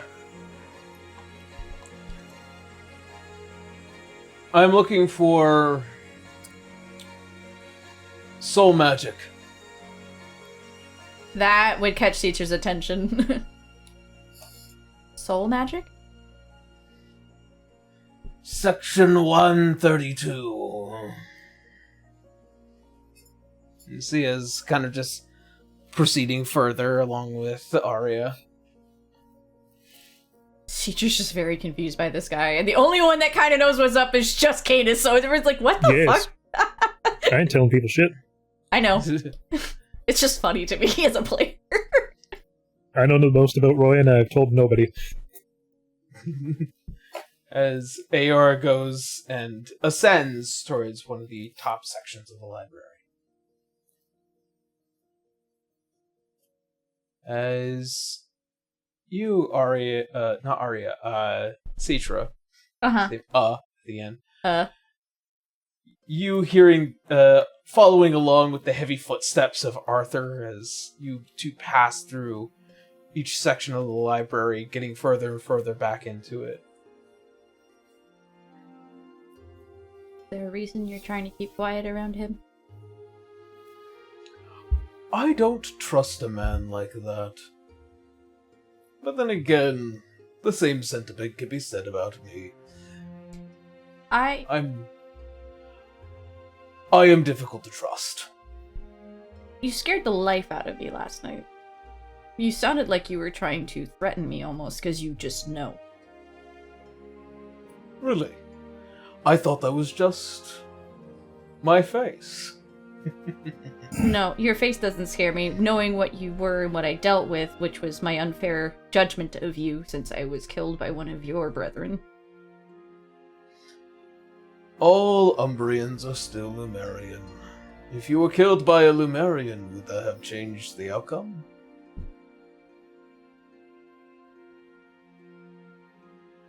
I don't know. Just... Your name was on that list with his, so... I was unfairly judging, I guess.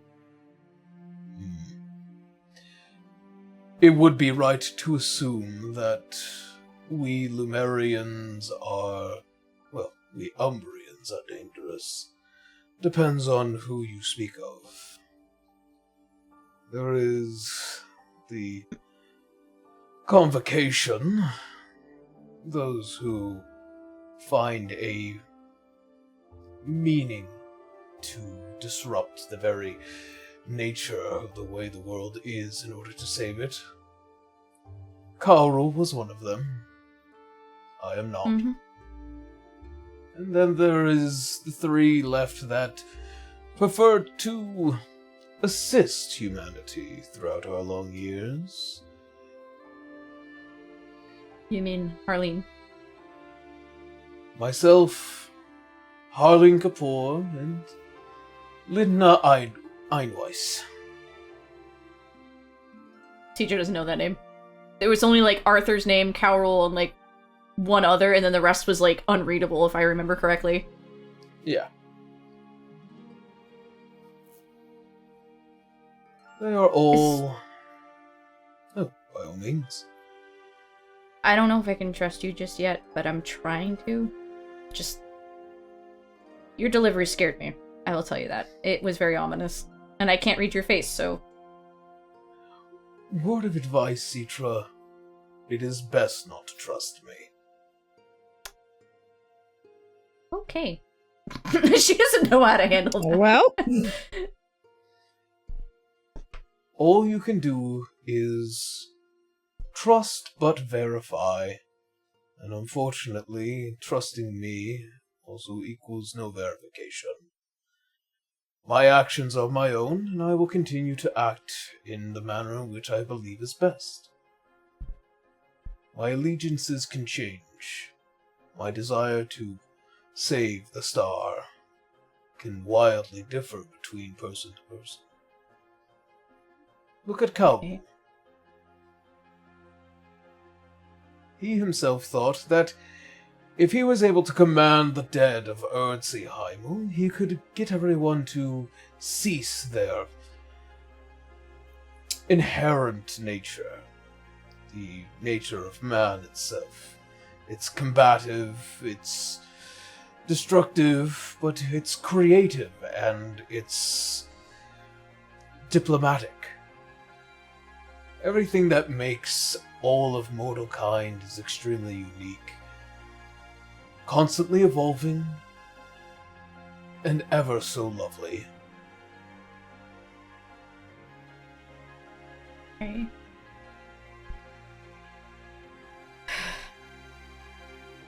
I guess on a more closer topic, since you were there and the reason you were banished, what do you know about the Dreadnought? And you see as he stops as you guys make it towards the section. I know that it terrified me and my associates. When we caught glimpse of it at first, we assumed it was the colliding of two stars, but to see one consume the other, we began to follow it, tried to understand it. We just knew it was a danger, but one of us acted and thought quite differently. Modius Tharamfala had a obsession with it. A connection, if you will. Is he still obsessed with it? He's dead, as far as I know. Well, some kind of dead. But that is neither here nor there.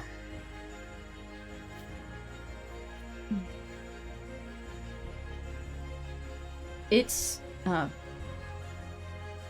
know it's a Titan. A form of Titan, anyway. What we were told by Roya back then, we did know one thing. It is the creator of the Titans. Implanting its will into every star since its creation.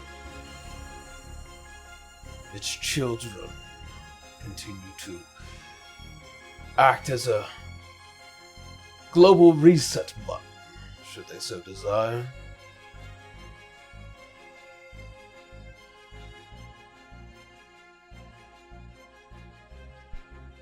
It's also sending out a black ichor throughout the realms. That I know little about. Oh, here we are. As he begins to kind of go through some of the books. Yeah, she's not going to tell him what she knows of what that black ichor is looking for, but she's trying to see if he'd tell her anything different. As he begins to pull several books off the shelf. Well then, let us begin reading. Places half towards you and the other half towards him, and you can see as he just cracks one open, he just flips the page quickly. Yeah, she'll just start reading at this point. She doesn't want to tell him everything, so...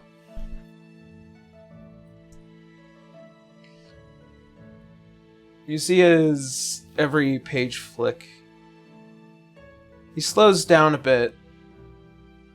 I do apologize about the matter of your father, though. He was a strong man, as I knew him. He was. Like, you can see that she's just trying not to look up at him, because right now she feels if she does look at him while acknowledging this, she's just gonna start crying again. Unfortunately, since the gods had died, he didn't have much on him.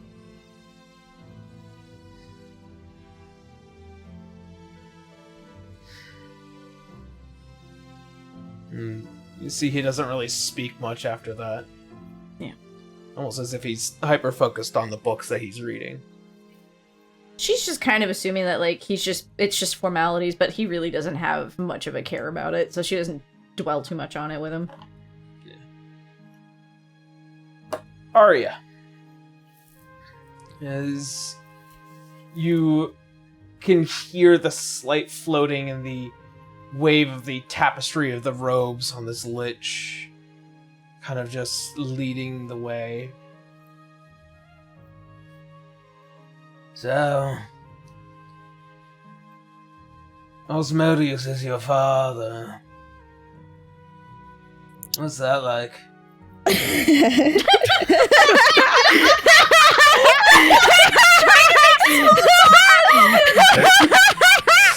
Hey, I heard your dad's the devil. Really, huh? It's me, the devil! The devil! Your father! The devil from the Bible! Sorry. Well, to be honest, I didn't grow up with him. I barely speak with him.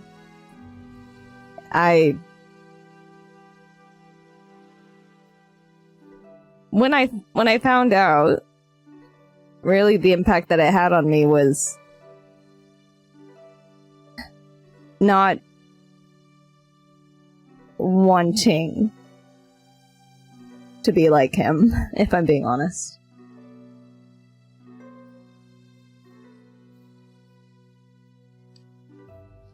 I get that. I am so proud of him for trying. Wasn't exactly a fan of my father either. Bit of a stickler. Wanted me to not get into magic. Well, I did so anyways, and then look where I am now. You know what? You're doing really great. Any friend of Citra is a friend of mine. No, I am not doing great at all. I became a lich because I was worried about dying, and then now I am undeath, and also the fucking dragon that owns this library has my phylactery to where the gods know where. So I'm in a constant state of fear and anxiety. But, que sera, sera, they say. That sounds really hard to go through. Thank you for opening up. I'm sorry. Just looking to pass the time. I have an unlimited amount of it. Well, when you're immortal, time kind of tends to run together. I can understand a bit what that's like. Yes, you were a goddess. Kind of just looks you up and down. A bit left in there, but your corporeal form is a unique construct. I am impressed. What's that supposed to mean? You're pretty. I mean, the fact that now a goddess stands before me, and not their actual body, per se. Your avatar is uniquely corporeal and I am corporeal. This isn't an avatar. You're kidding. If only. So if I killed you dead right here and now, the goddess would be dead forever. I wouldn't advise it. I'm not saying I would, I'm just He's trying presenting a hypothetical. You know what? Never mind. Yes, I'm mortal again, if that's the question. You could kill me. That's not an experiment I want to partake in, friend. I don't want to partake in that either. I don't know what would happen if I did. The universe would probably try and kill me. You didn't know about what happened? No. I've been down here for about a year and a half.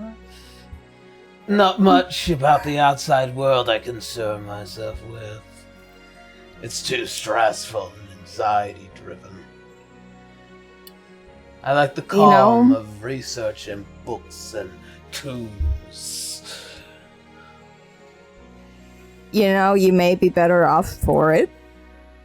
But I'm not a goddess right now. I'm mortal again.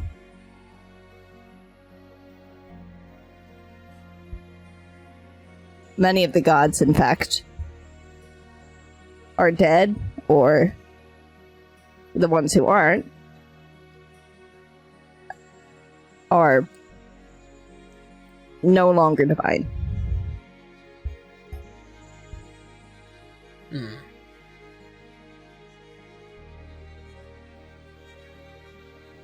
Shame. And you see as he kind of turns towards this very small section of books. It's probably about 4 or 5 of them. This is everything that we have on the Lost Age, at least as far as Eloise was concerned. Thank you. I'll go and assist your other friends. As you see as he waves his hand, he just disappears into dust.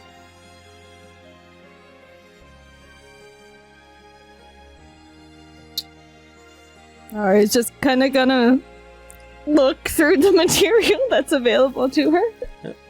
As you begin to read, information begins to flow into your mind. Canis.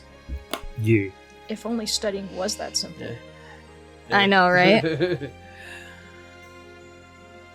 You make your way towards the section not too far away from Citra and Arthur.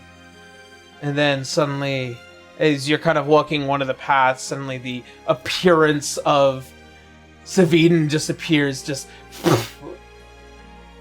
Right here is where you'll find the books.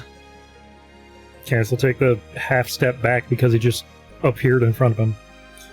Oh. Thank you. Don't kill me. It's very bothersome. As I would assume. So... Your dad was Bahamut. What was that like? He hasn't talked to anyone for a year. Of course, his small talk's gonna be bad. Oh, he at least It's just so funny. Yeah. It's so Canis will funny. just kind of stare blankly. Yes, he was.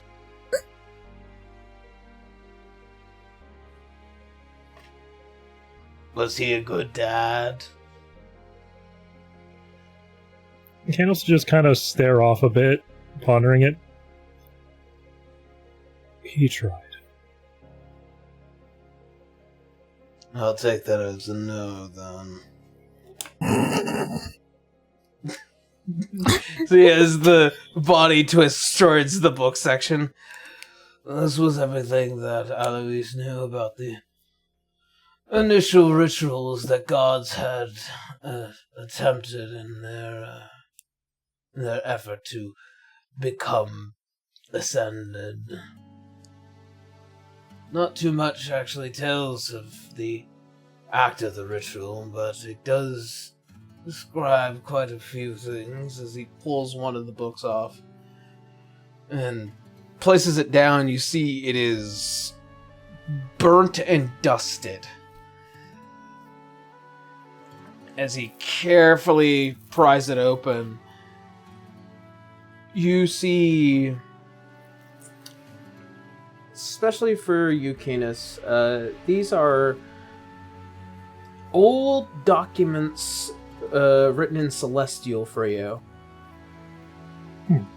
As it does detail some measure of divine power, these motes of divinity that, when imbued with a person, can ascend into godhood. Unfortunately, how to actually integrate those two things is a mystery. However, upon further research,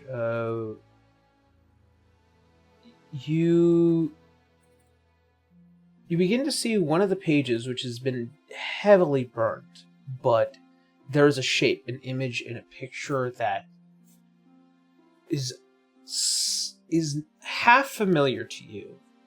And make me a history check.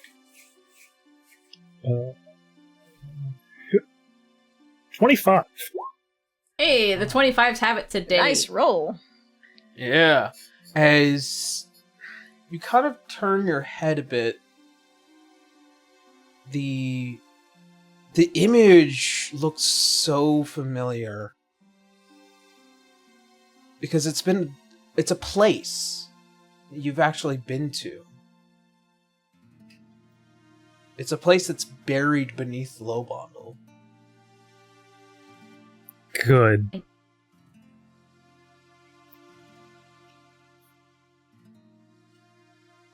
Oh. So I suppose I have to do something there.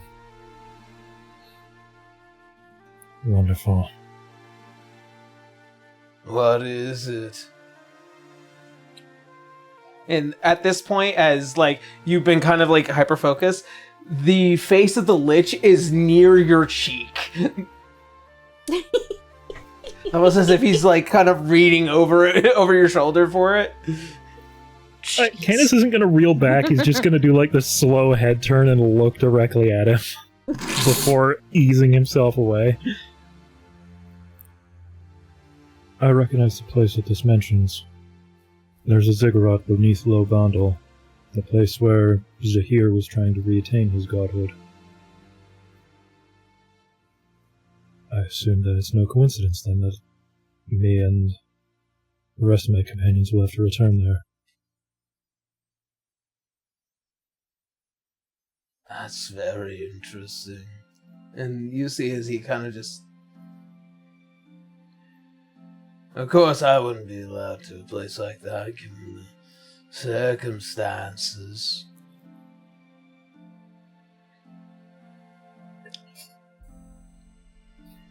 Best of luck. And you see as just the body disappears into dust again.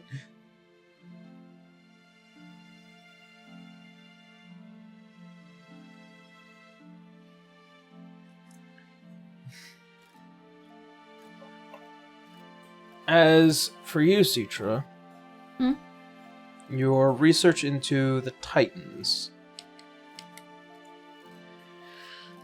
Pretty much a good chunk of this information is already known to you.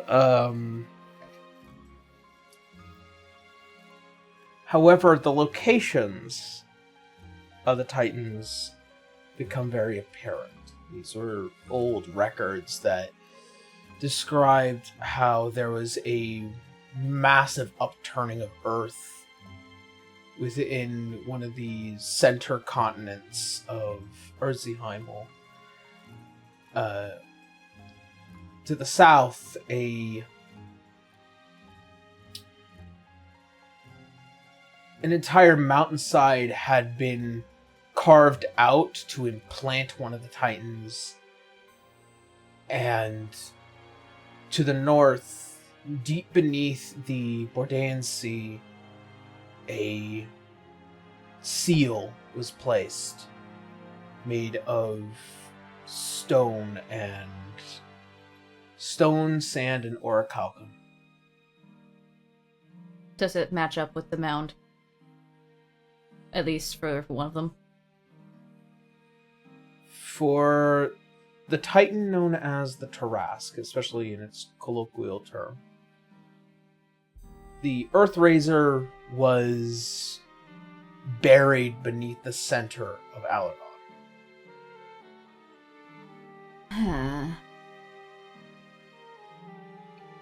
Do you happen upon something? You remember the mound by the grove? Of course I do. I think we all saw it. If what I'm reading is right, that might be... No, that the Titan, the Tarask. And then the other two, I'm guessing, would lead into the Kraken and the Father of Rocks. If they are not already out. And she'll show it to him. You see as he kind of tilts his head.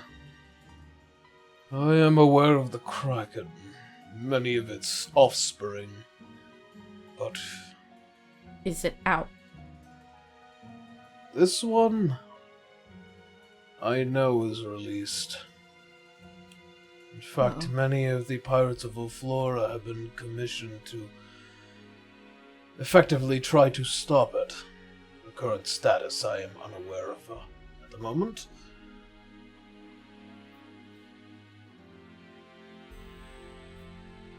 Well, we haven't heard anything about the Father of Rocks, but that mound...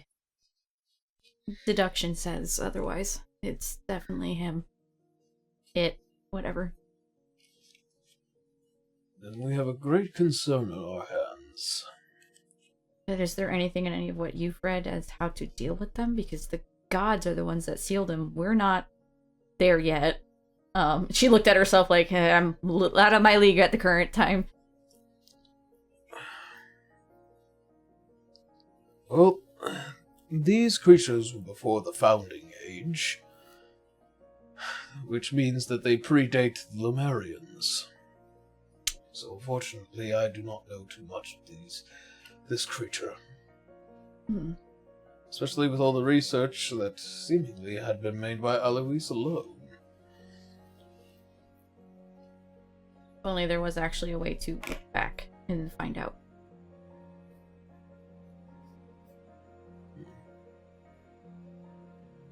She's aware R'hlloi is a time wizard, but there are limits.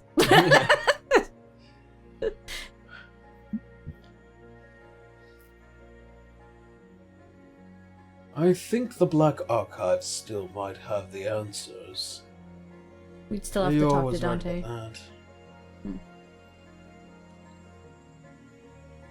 Then certainly we will need to make our way to Thalia. But for right now, what we know about the Titans, at least from what I've been able to read, is that they simply cannot just be harmed by normal mortal means. The gods are dead, and therefore the Titans can roam free, unaffected by whatever it is we intend to throw at them.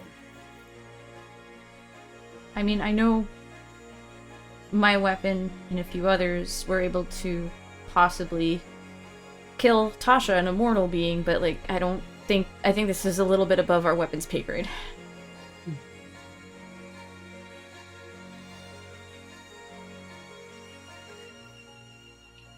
To creatures like this, whatever it is we intend to harm them with, it would be like tapping on them with a blunt nail. It would never pierce. We are in a very dangerous situation. Yeah, we are. You mentioned the Dreadnought basically created these Titans as a Titan himself. We know it's searching for something down here.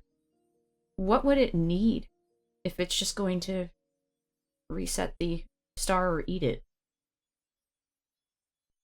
That, unfortunately, is a mystery to us.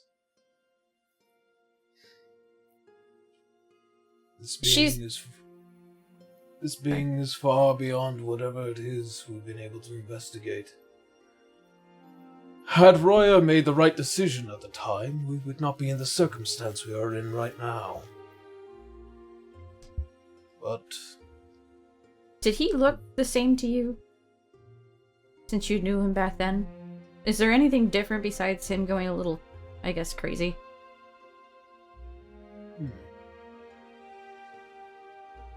The difference between the kind man that I knew and the madman that he is now is as wide as the ocean.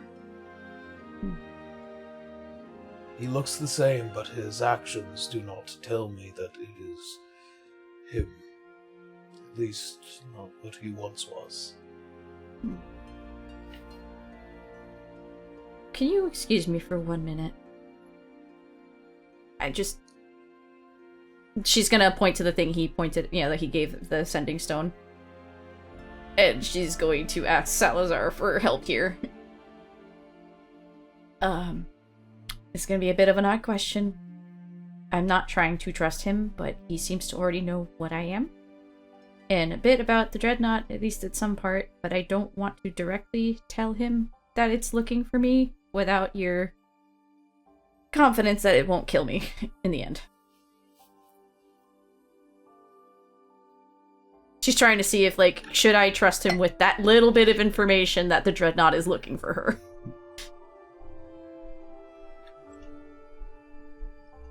Referring to Arthur? Yeah. If you're referring to Arthur, I think we should treat him as an ally for now. Okay. I've already made it known what will happen if he betrays us. Okay. Thank you. She's keeping it short so it doesn't look like she's trying to, like, conspire against them. Just, she's trying to trust in her own confidence, but she's still unsure, so asking Salazar, so. And she'll just come right back to him, like, so, going on the basis of no secrets, the Black Ichor I told you about, it's the Dreadnought's blood, or something of that. It's looking for me. See, as the helm raises up, why would it look for? You know what my blood does, but I don't know why it needs it.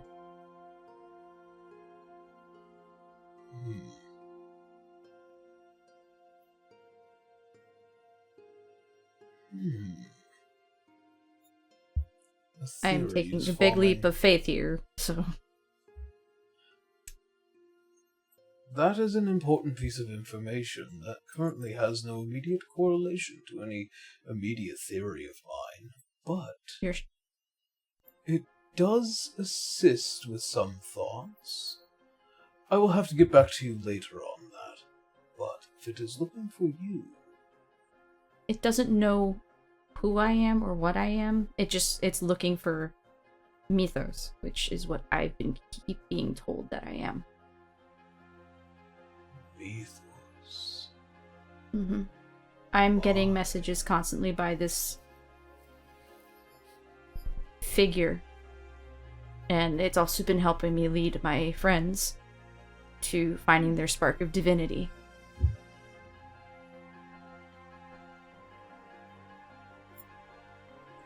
Curiouser and curiouser. It appeared right before the gods were killed.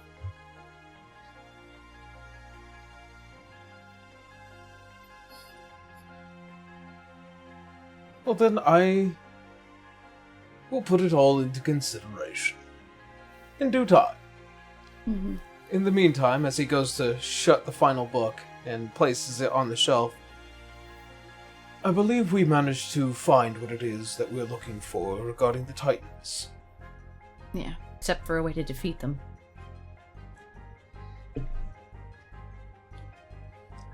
I'm sure that will come across to us at some point here, but defeat them we must, one way or the other.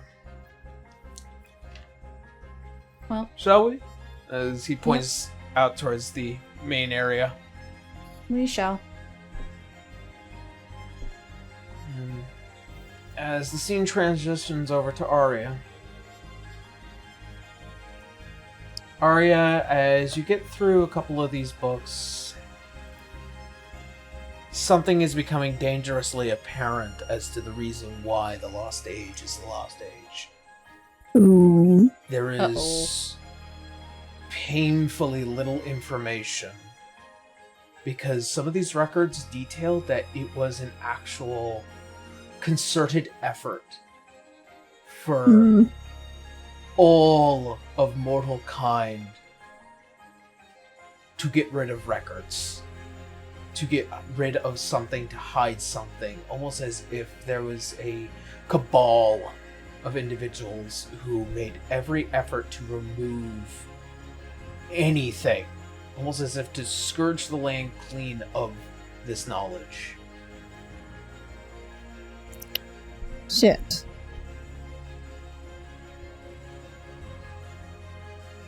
Is there anything that I can glean from what I'm reading? You know that something regarded two individuals.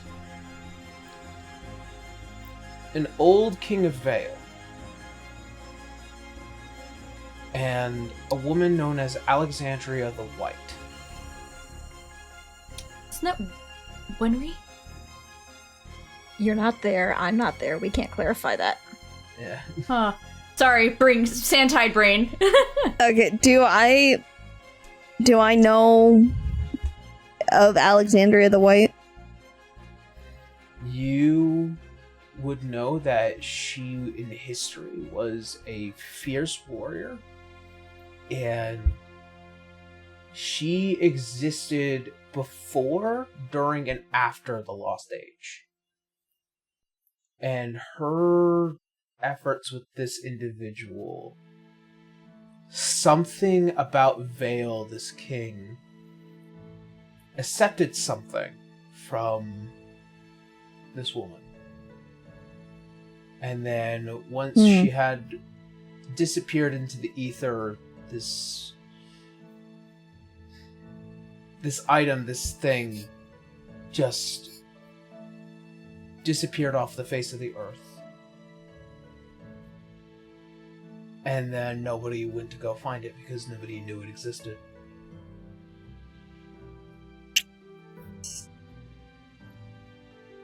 Okay. The only person that could ever know something like that would have been Alois, having this in his possession. But at a certain point, he probably made no effort to try and act upon it. It was probably too late into his life, and Vale had began to thrive again to ever take such action.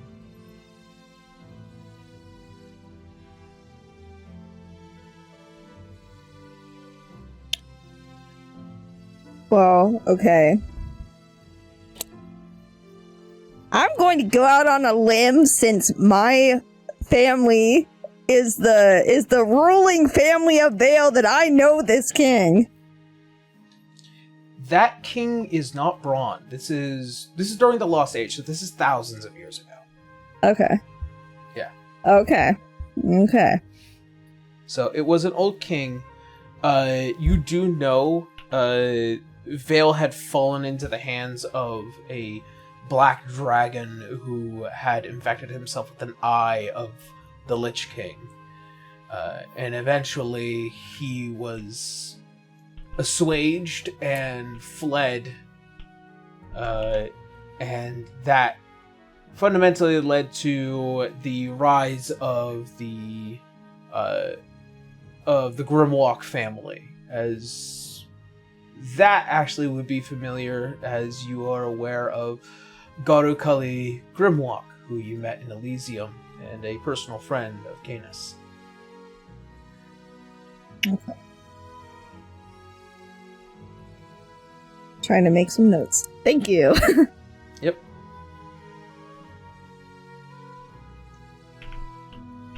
Yeah.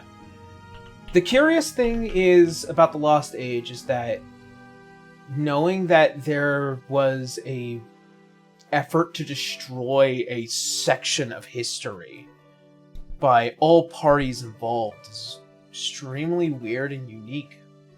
Getting any country, especially during the time of the Feyvelmok, to agree on anything would be a near impossible task. So something either really terrible happened, or something controlling this effort made it happen. Okay. That is all still very good to know.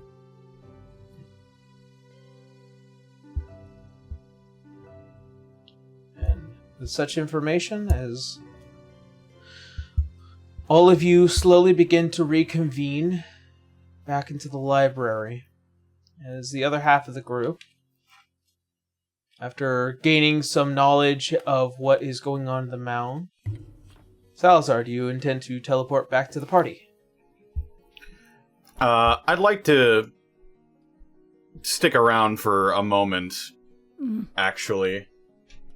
Because everyone seems like they're sort of dour after hearing all of that news. Sorry, Citra can't be everywhere.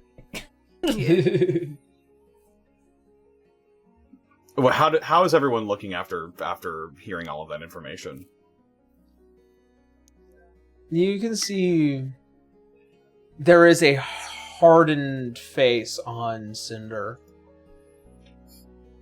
You see as Xerxes is kind of just a little baffled at what to even do, and the Archdruid is just...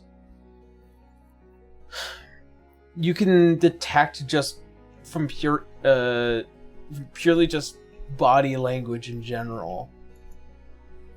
They are trying to figure out what course of action to take.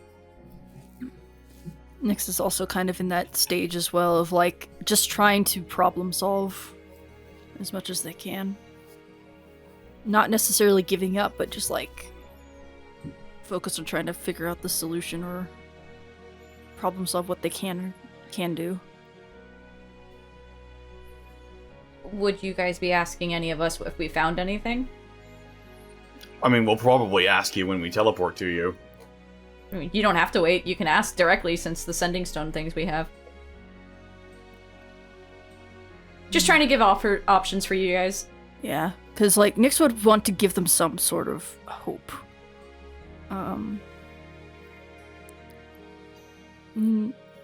We are trying, me and my other companions that I'm with at the moment, are trying to find a solution to the current issues happening. It's good that we know where this might be, if this is indeed a Tarask. We might be able to do something about it, depending on what we find. Indeed. We could even try to contain it or subdue it somehow. Nyx nods. We're a pretty tough bunch. I'm sure we can figure out something. What you should all be focusing on is saving the most lives.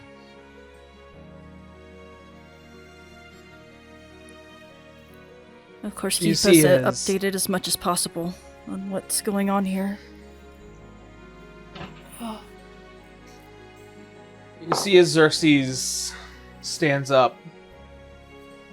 You're right. Both of you. I know. I like this Humble. guy. I like this guy. He's confident. I'll return I just back have a low to bed. tolerance for bullshit and moping pathetically. Okay, that'll get Winry to snicker. Oh. You have to at least try. It's all you can do. So do it. And you see as Xerxes looks towards everyone. Then I'll return back to Vale. Inform the king of what's been happening and what we now know.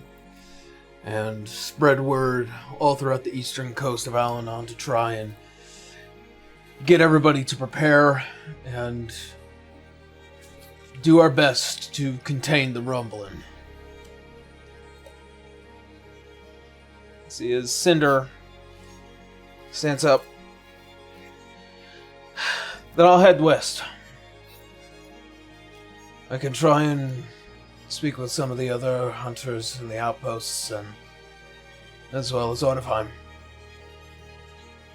If we manage to spread the information far and wide, we can definitely make sure that the entire western coast can prepare for the rumbling as well. And Archdruid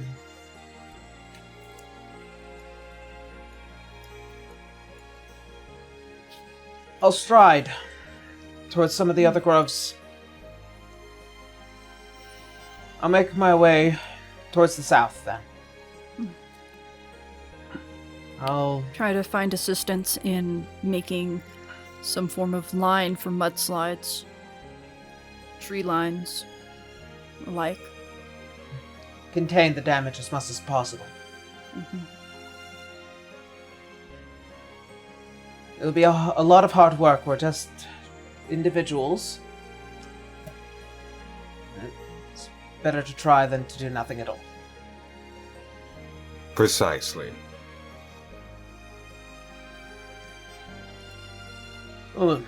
And you see as Xerxes kind of just stretch out. Next, I'll let Eileen know you're okay. And send her your way if she's interested.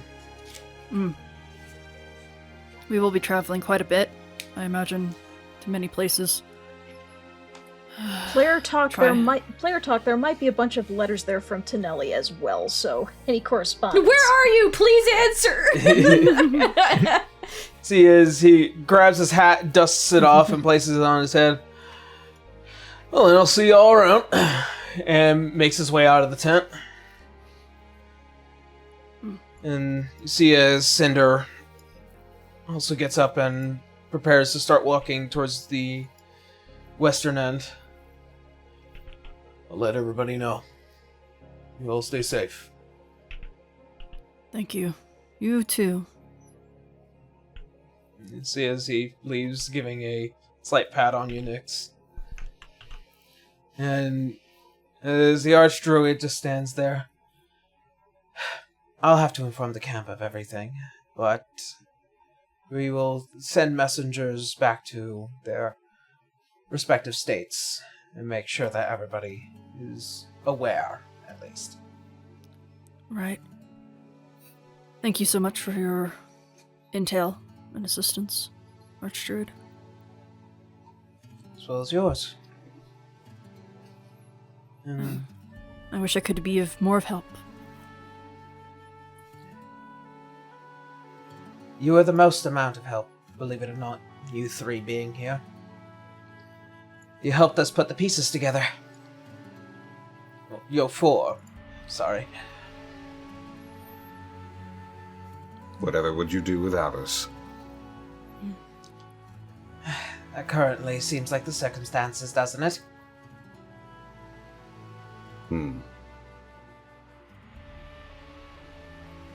Right.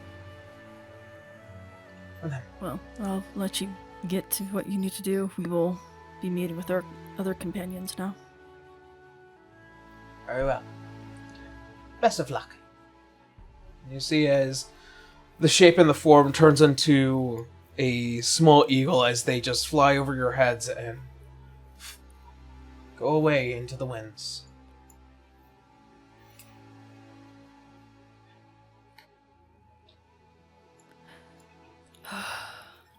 Intriguing lot you're friends with, Nyx. So I suppose I'm one to talk. Nyx is like, they're friends of friends, I guess, but they're fine. I think I can sympathize with that a little bit. I wouldn't trust them with all of my secrets. I wouldn't trust them with any. Sometimes it's better to keep some secrets.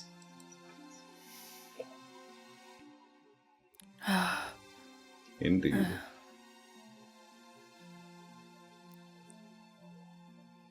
I guess wasn't all for naught for me dragging you all out here. Wasting time. Well, we didn't clarify. waste any time. We did clarify what it is. We know there's a whole heck of a lot of magic down there, and it's hot as hell. Or one of the hells, at least. It's important to know that these events are occurring and what they do. Yes. You didn't drag us out here for nothing. And we did get the word out to get some people to safer places, so... mitigation is half the battle. Yes. Very Our true. actions here today probably saved lives. Very true. Very true. In the end, that's all that matters, isn't it, Doctor? Nyx nods.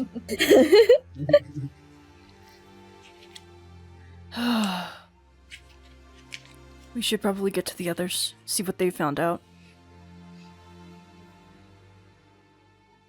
Very well. Gather around. Alright, everybody, hold hands. No. Oh.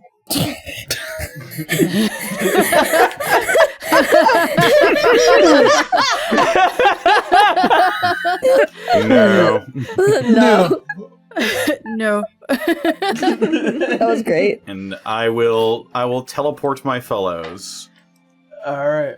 As you are all met with the rush of arcane magic and energy as you close the distance, you all find yourselves within this massive library, convening with the rest of your friends as you just appear before Citra. Just...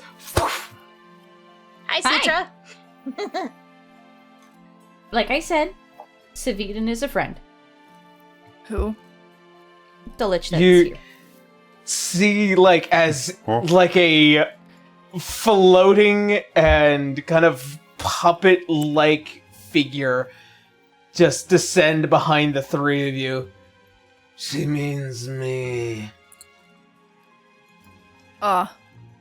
As you turn, it's just this kind of skull and two deep glowing eyes just piercing your soul. Huh. If you want to find anything else here, he's the one to ask since he's been organizing it for the past year. We have a hypothesis on where one of the Titans could be. We have an exact location of all three. Oh, okay. Cool. That is the Tarask under the ground. Yeah. Alright. So I guess we didn't need to go to the mound. We can just send everybody messages, and everything could have just been through Animal Messenger, and it would have been just faster that way. We Like I did said, something very talking useful. to those people was important. You have to give out help where you can, and we would not have known all this would have been in here. I knew the library was here. I don't know how much information there is in here. What you did was helpful. I'm just frustrated that I can't do anything. I think I it's can that see World we Tree. wanted to do more than just Yes. talk to people and look at a big mound of earth that's ready to pop like a bad zit. Consider it a triage. They're trying to get them ahead of what's about to happen. Yes. Besides, we can easily go back once we're more prepared to investigate. Yeah. Yes. Of course. I went to look about the Titans with Arthur, and Canis went to look but for Divinity, I believe. Okay. Arya, is everyone else back, or is it just Citra up front with Arthur, I guess? Arya would have been back. Okay, Yeah, I'm back. I don't know I'm what there. you went for because we left ahead of you. Oh, I kind of have a personal mission to fill in the Lost Age. And then Aor went to look for soul magic or something. She just looks a little sus about Nyx that kind one. of squints at that and just like, huh. Hmm. I'm not sure how I feel about that, but okay. But there is a ton of information in here. Have you been in here before, Salazar? Has he? Have I? No, you've never been Okay. here. Well, I was not allowed into this place. well, now would be the time then, I guess, before, things start popping off here on the planet. Yes, we should try to find out as much information as possible. Unfortunately, we don't have any information of how to defeat the Titans. It's even before Arthur, which is surprising. Oh. Not yet, anyway. Gods and immortals have been killed before. There's a possibility to anything. The moment you start losing hope is the moment you start to lose. I'm not losing hope per se, I'm just finding it increasingly tiresome. I mean, it comes with the scenario that we're in. Well, I'm sure if we do a little bit more digging, we might find a way around some of these obstacles, and maybe we'll find something. That's the boon of research. Yes. The only direction to go is forward. Mm-hmm. Canis, did you find anything? Yes, I did. It's not much.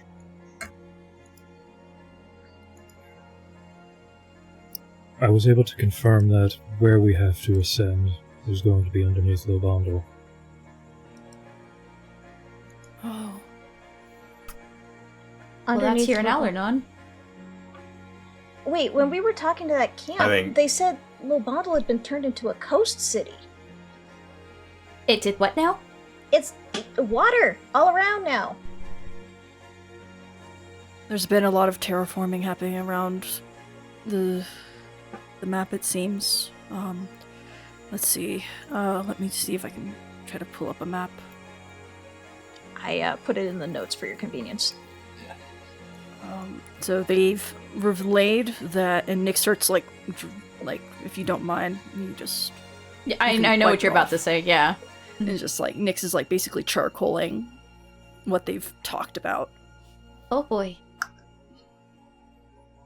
we have missed a lot. And Yeah, apparently, this has been happening for a few months, so we've been gone for a while. Plane blocking. Sounds like Fae rules. Nick's Time. nods. I would love to have an adventure where I'm not stuck in time somewhere, but who knows what's going to happen next. Well, we do know that the Black Archives might have more answers, which means we have to go find Dante and the Thalia Eclipse. We're piecing together some things. We're getting there. Just frustrating that we don't have the whole picture just yet. Yeah.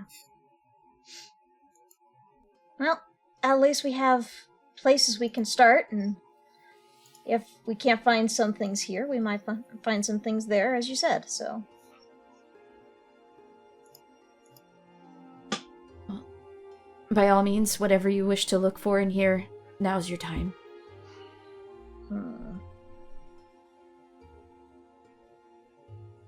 I'm gonna have to think on that. There's a lot of things I want to know about.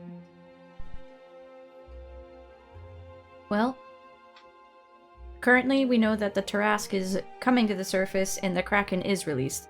Mm-hmm. Arthur actually told me that one. That leaves the Father of Rocks, which, God, what was the area again, Aaron? Was it back in Vale? Not Vale. Wallenstein. Wallenstein.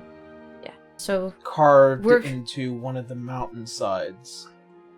Isn't the Thalia Cliffs in the mountainsides? As you guys know, for the sake of history, Wallenstein is quite a massive mountainous region. It has these ridges, if you will, and there are about 4 of them. Yeah. Describing probably would have been north to the Penance Dunes. Okay. She kind of described that bit, and she's, the Penance Dunes, a big sandy area that's slowly coming back to life. That would be the next catastrophe to happen. If it already hasn't, we don't know.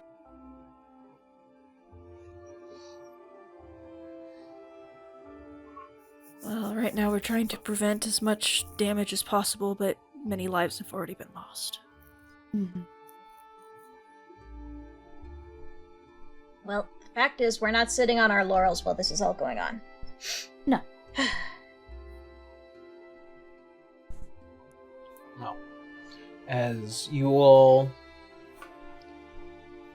consider your next option, as well as whatever else you want to find within this hoard.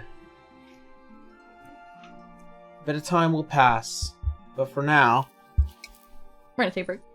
We are going to take a break. How dare you? Thank you. Sorry, I'm like, yeah. Tee-hee. Yeah. All right. That we are going to take a quick break, and then we will be right back. So, see you all when we're back. Yeah. Yeah. Break time. Happening.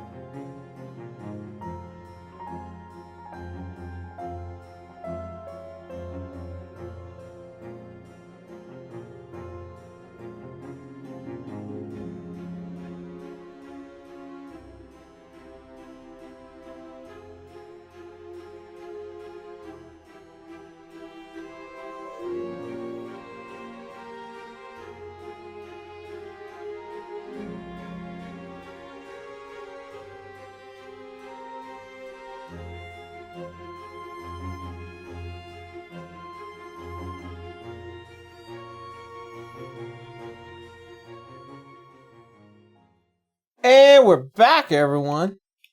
That's back. Man. Welcome back. Man. Just as we come back, Pancake decides to sing in the background. Come on, Pancake, come here, sweetheart. Oh, meow. She's been doing yeah, this. no, I like the first time I've actually heard her like do like the loud meow out in the living room was like what the heck? Yeah, You she'll lived here for- go to a good spot that reflects sound pretty well, and she'll just get herself up in the corner, just like facing the corner, sit down, meow, meow, meow. She is hilarious, but also just like, Cat, why do you do this? All right, why you do this, kitty cat? All right, that's it. Let's do that. Or no, actually, I want to. I changed my mind. Oh, you changed your mind? Uh-oh. Yeah. There we go. You vetoed yourself. I know. Well done. I'm the dungeon master. I can do that. All right. So, as all of you kind of relax, catch your breath. To those of you who are no longer outside, inside, it is very cool in here. It's quite the relief from the mound. It's freaking hot out there. Oh. It's building up energy at a pace. It's gonna cause significant damage.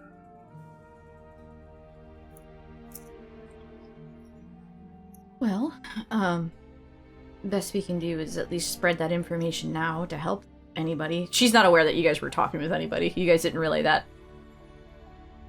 Thankfully, we did get a head start by talking with the folks we did. We managed to find an encampment with some old allies of Nexus. Yes. Some from Vale, some that will relay to other parts. They are part of the me as Ray, who also remember that the Vale team never really wrote down notes. No, we never did. What we had to was retell that it. team called? You were just regarded as the heroes of Vale. The Heroes of Vale. No, not us. The Order of the White Wolf? Yeah, that one. He said he was a hunter for the Witch's Coven now. Right. That's what they would say. It's the Vale Coven, essentially. It's just a chapter of a massive coven. Okay. Then yeah, the Nyx would relay that. That's new information for me, Ray. Gotcha. So, well, some of that information was in the story that Aaron's writing. That's not posted right now. So. Okay. So yeah, that's new information to me. You're good. You're good. All right. So yeah, I've given information to him, and he has contacts with the King of Vale as well as the Witch Coven that I am a part of, and they will spread information beyond that to those who they can reach. I told them about the attack, but also the survival of the Sultan, and yeah, and what I showed you on the map.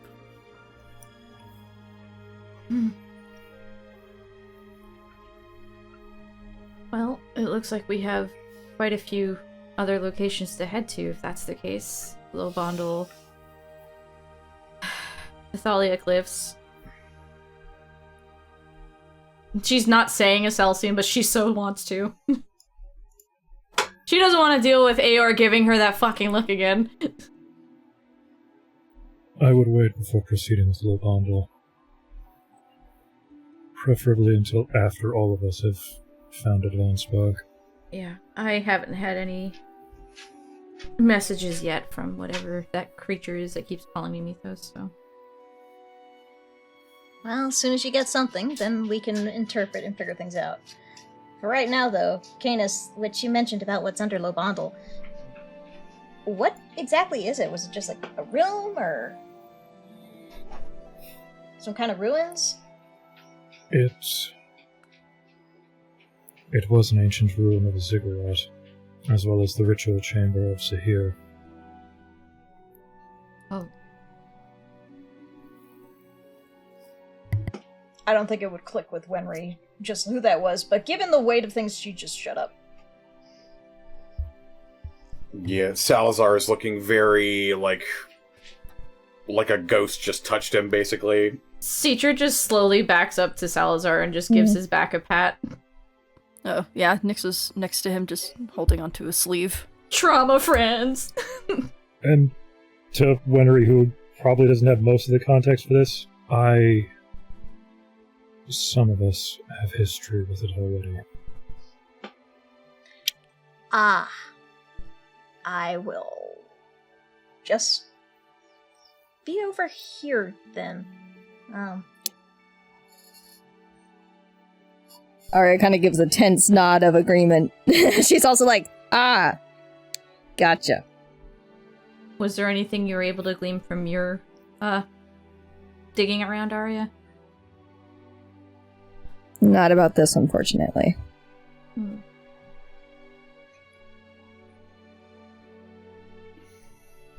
And what about...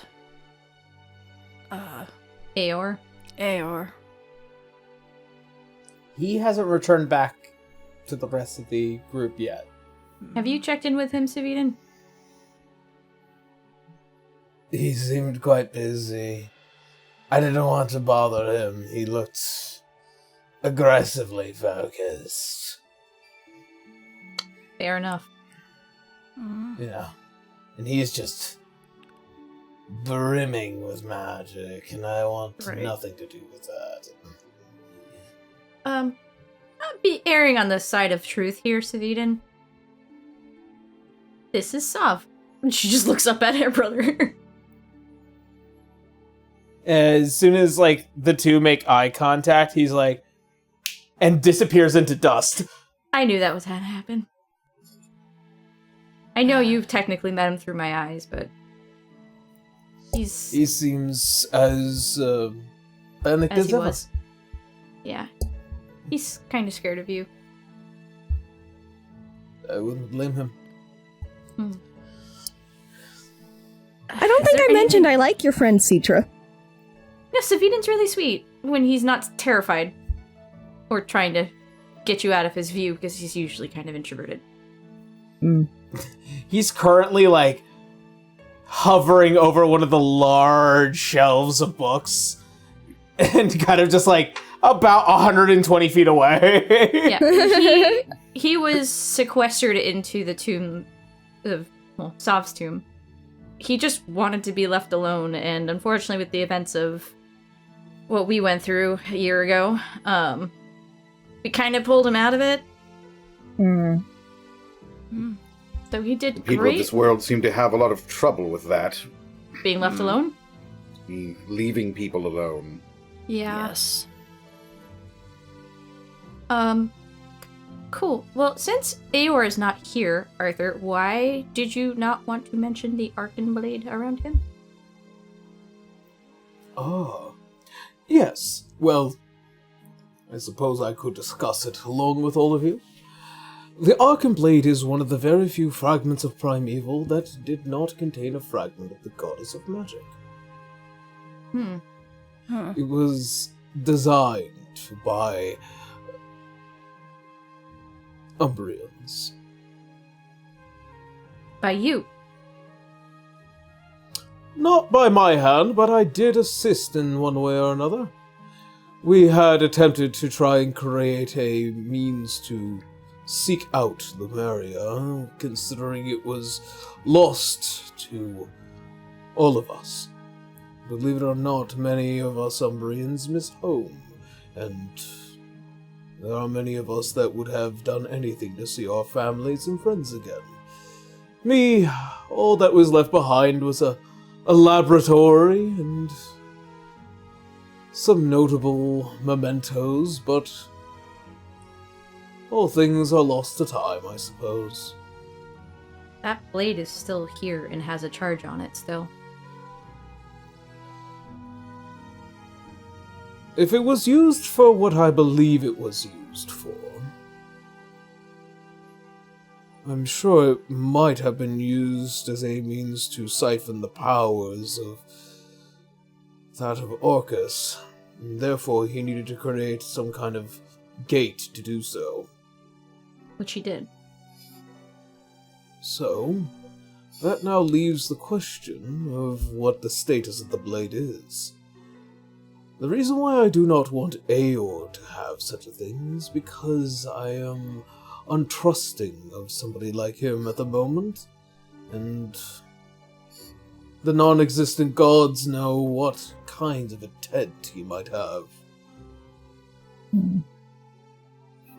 Okay. That's fair. I guess from here on out, it's whatever else you guys want to look up. Unfortunately, there's no answer on how to defeat these titans just yet, but I'm sure we'll figure it out at some point. At least I want to feel confident we will. I'm sure if we keep digging, we'll find some mention, maybe a myth or poetic song. You can find a lot in mythos, not just history books. Would anything about mythos be in this library? She just kind of thought about it, like, wait. I mean, there's a good section of fiction that kind of tells tales Quote-unquote from fiction. all around. Yeah, but she would mention the details of whatever it is that keeps talking to her to Savidin, I guess, would be the choice to see if he picked up on any of that. So she'd be like, I'll be right back and go hunt him down. Yeah. Of course. As you traverse towards this floating, scared, shitless lich. It's just me. Can I talk to you for a second? I can hear you perfectly fine from down there. She's not shocked by any of this. She's just trying to want help, but she hates, like, impeding on him every time. Did you happen to see anything about, and she'll, like, describe this creature of just, what it looked like it's just a shroud, almost, but it's not a lich. And she'll, like, explain the visions it's been giving her and when it came out. Like, as many details as she can to help him figure or narrow anything down. As he kind of descends down, multiple individuals and beings from the beyond that often use a shroud in order to hide their true identity. Some for better, many for worse. One in particular comes to mind. A creature known as, well, not a creature, but rather a queen. A queen of demons, known as the Pale Knight, but they exist within the abyss. That sounds terrifying, but I guess for the current situation, can you help me find that book then? Of course. See, as he finally gets down to your level and just lets the arms, like, hang out and just kind of apathetically floats in a direction. She's just muttering, like, I'm sorry, we'll be out of this space soon. I'm so sorry. It's not mine, it's yours. Yeah, but I also know you like your space. I know it's given to me, but you're not someone who wants to be around people. I guess.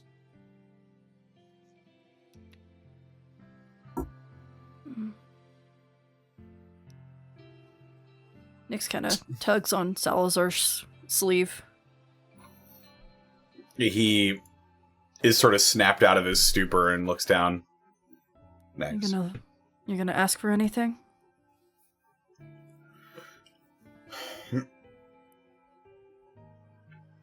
I was a little bit curious about something, actually. Nyx nods. There are some necromantic and not necessarily death, but fate-based magics I've been looking into. We should look into those then. I have my own Would you like research. to join me? Depends. I need to clear my head.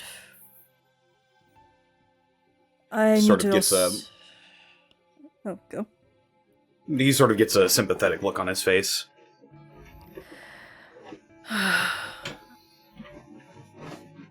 But I do need to look up some research on some troubling information that I found. I don't know if I can find it here, though. This is the personal library of Alois, right? Yes. This is Alois Azure's personal library. If we can't find it here, I doubt we'll find it anywhere. Well, that troubles me. But, yes. Well, that probably means we're going to find it. Let's hope so.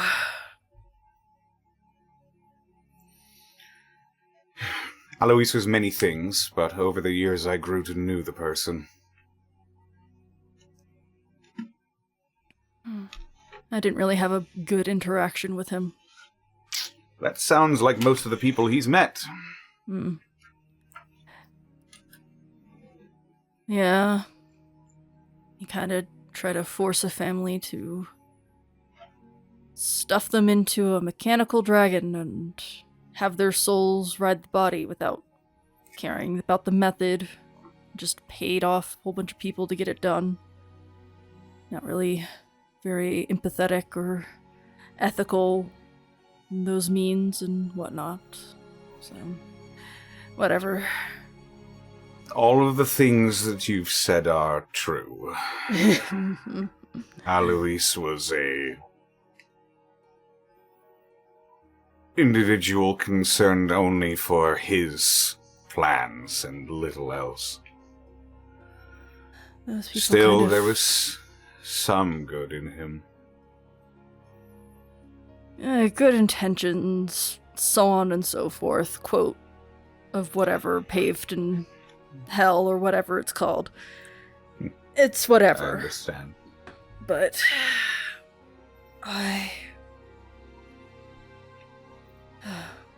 there's a very old knowledge that Sov gave me that there used to be a Fey court that was called that was the Day Court, and it's been bugging me.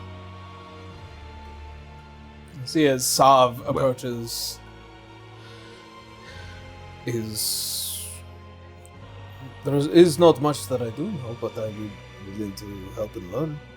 At least from what I can tell you, based off of the knowledge I know of. I mean, that's what I'm hoping to find in this library as well, is more intel on that as well. Not just Still, your memory. A personal account would be beneficial. Would help us corroborate some things we learn. Of course. I'm not denying that. Then I suppose we should be led the way. And you hear the bellowing, echoing voice, Section 2. Okay. Section 2. As a lot of you begin to walk further into the massive field of these huge stacks of books and shelves. I think then the last one would be Wenry's not sure where she would go. Help me in remembering the names of the Klinghex spirits, Aaron. Alexandria, Should be in Arvellos, I believe. Ooh. Fancy. Huh?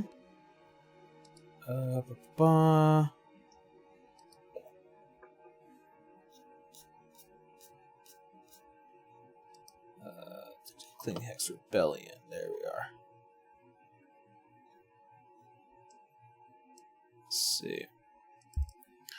Yes, Alexandria the White, Sundry the Beloved, Lilithia the Devout, and when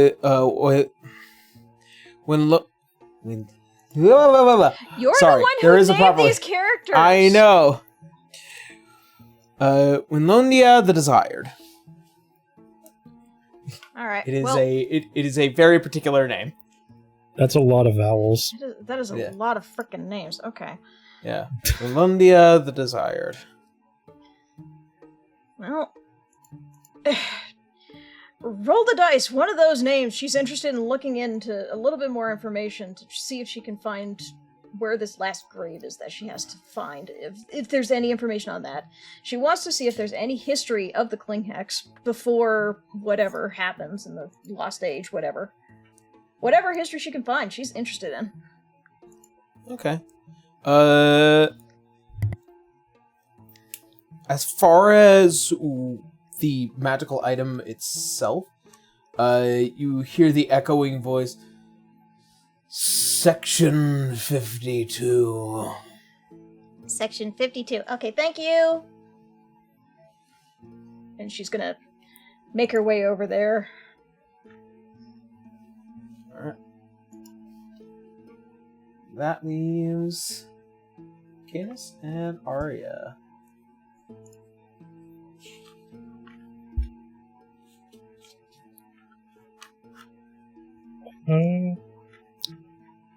Canis is trying to still figure out more about the Divine Sparks, but that's not exactly going to be advertised. So, anything about the origin or the birthplace of dragons?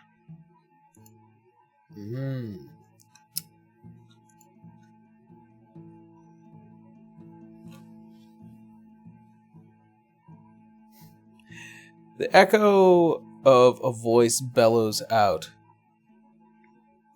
Same section as before for you.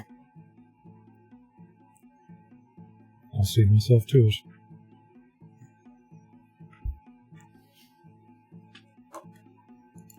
As the voice echoes out, accompany him, daughter of Osmodius. Very well.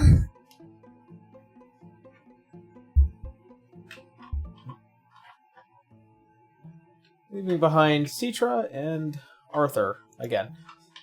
I'm assuming Arthur might just follow Citra around at this point. Like a lost puppy. Yeah. Like an annoying lost puppy made of robotics. He Like a did. tumor. He did get told about the whole mythos thing, so if she's looking for that shit, he'd also probably want to look into it. Actually, curiously, I think I might find Aeor. Make sure he's not doing something weird, I guess. He has had eyes off of him for quite some time. That concerns me. Okay, then. Best of luck on your research. As you see, as the arms go behind the back, and you just hear the heavy footfalls of him ascending through the steps.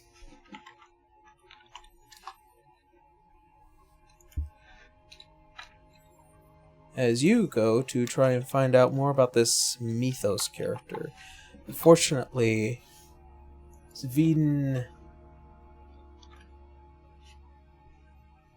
as he leads towards the general direction for what it is you're looking for. This is the section in which revolves everything around the Pale Knight, the Abyss, and those of the Demon Princes. This figure cloaked in mystery might be associated. Thank you. Of course. You see as he snaps his finger and he turns to dust. Yeah, and she'll, I guess, find the book that it is that's mentioned, so. You go through some of its history as you begin to kind of inspect. There is some information that gives way to the the many, many demon princes, the mother of demons, the queen of demons. This individual is shrouded and cloaked because there is a horrifying thing that even the very universe, if not also the realm, tries to keep hidden away. So this thing that surrounds this creature is by force, not by choice. Mm-hmm. She's just trying to see if anything matches up with what she knows of what it looks like to her, what it's shown her, because I think I remember one of the visions that she was shown was like different kinds of demons and creatures and stuff like that as well at one point. She didn't know what to make of that. That vision involves not just demons and creatures of the outer realm, it also involves humans, various creatures from all across. There's no... It's homogenous, much like how Centauri would be, but very stale. Mm-hmm. She's just trying to make connections, because it's just... Not knowing is terrifying. It's just not a lot of information about, Ostius. All information would have been held by Roya or a handful of the Umbrians based off of what Roya told them. Mm-hmm. And that's it. Yeah. Well, then I guess that kind of ends where she's looking, because she doesn't know where else to go on it. Unless there's something in here that would click in her head, but she knows as much as the group does at this point. Yep. The unfortunate mystery of the Dreadnought. As I always have. She wasn't trying to look up the Dreadnought, she was trying to look up the thing that's been talking to her. Yeah. Well, it's hard to describe, but it is what it is. Yeah. Salazar and Nyx. As you guys enter the section, it is one of the very far, far, far back sections. And there are several, tall shelves that incorporate the knowledge of the Fae, as well as one of the shelves having the dug out mark of the Witch Queen in it.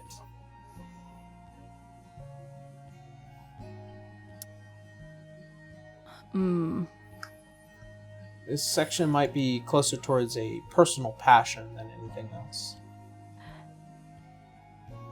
All right. Yeah. Yeah. I don't know if Nyx knows about this kind of personal... Citra kind of let you know, sort of, towards the beginning, and it's basically how she knows Tasha and that whole spiel. So you would know. At least barely, yeah, briefly. It's like, oh, right. Some of the pages are stuck together. Curious. Dragon wank. I swear he would have at least prestidigitation. Everyone should. It's such a good Re-soils it. Soil it! But yes, Nyx is looking for information about this lost, moment of, Faeness that they don't know about at all. The day court and, this other court that might exist, and just very curious. Yeah.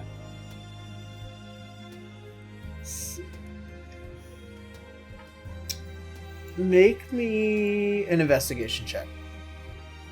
Can I help with this?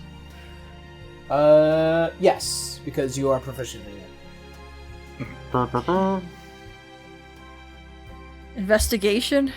Yeah. It would be with advantage because of Salazar's help. Well, I still have a +0 in it, so... Maybe I could look for it and you could help me. I don't have proficiency in it, though. Yeah. Oh, shit. Yeah, so one of our house rules is that if you decide to do a skill check, if somebody else has a proficiency in that skill check, you can gain advantage with their help. Yes, because I every do like that homebrew. Yeah, because every now and again, if a very specific character is trying to look for something and it's not the other character's prerogative, their skill proficiency would help this person in particular who doesn't have it. I got a 12. Well, this is the largest collection of anything to know about Fae. And, of course, with the assistance of Salazar, it wouldn't be too hard to find some of the founding age documents involving the Fae in this section.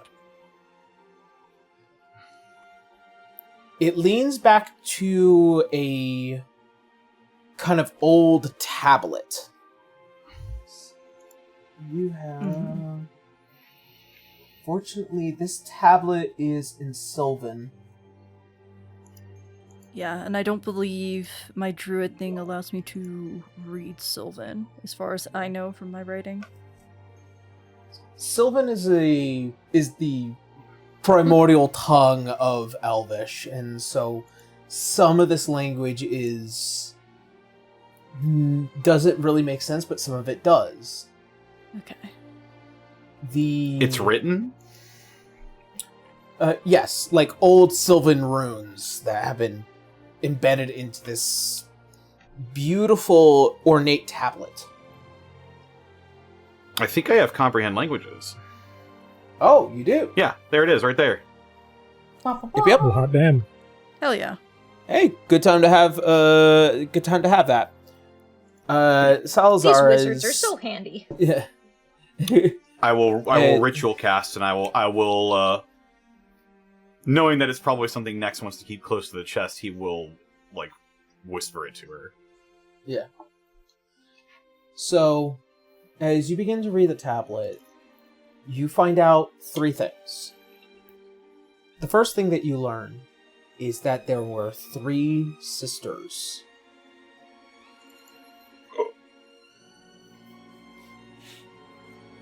First off, the first sister, Tatiana, the Archfey of the Court of Seasons. Excuse me, as I refined my page of names. Then there was Veronestra Le Fay, the Archfey of the Day Court. And then there was Emil. A-E-M-E-L. Emil.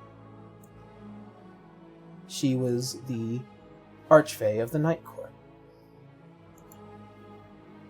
The second thing that you learn is that these 3 were in relative peace. These Fae lived here within Urzi-Heimel. And each of them had their discrepancies, but they loved each other greatly.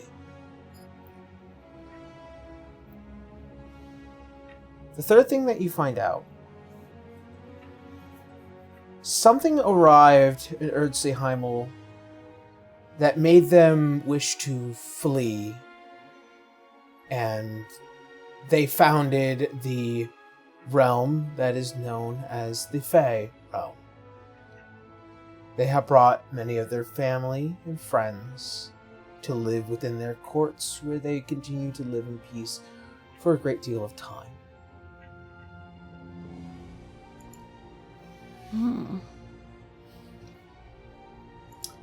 As you guys continue your investigation throughout these books, you find the point of the founding age. A split had happened within the Fae realm, as Ernestra Le Fay had left her realm unattended, unseen, and which is the reason why the Fey realm is in a state of permanent twilight, aside from the Night Court. The details of the document describe that this was the action of a Fey leader returning back to Erdzeheimel to follow her heart, per se. However, as some further documentation leaning a little bit closer towards the outer area of the section, 2 books you guys go through. One book describes the return of Eranestra, who have found that her court had been lost and sectioned off, ripped away, and turned into a demi-plane. The individual that was known to have done this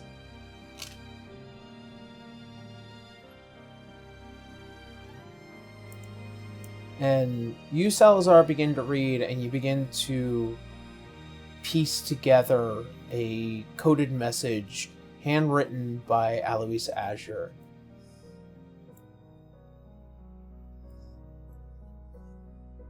A devil, cloaked in blue and as beautiful as the sea, as dangerous as ice. Oh man, Sietch's grandpa.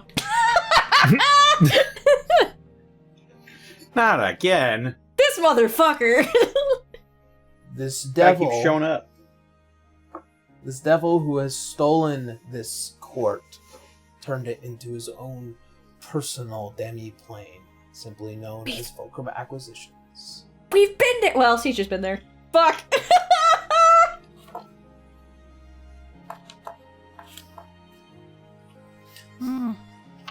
How far back did Aaron plan this? So far back. Very far. They're gonna be like, so can we go? No, I'm not meeting him again. I'd rather not.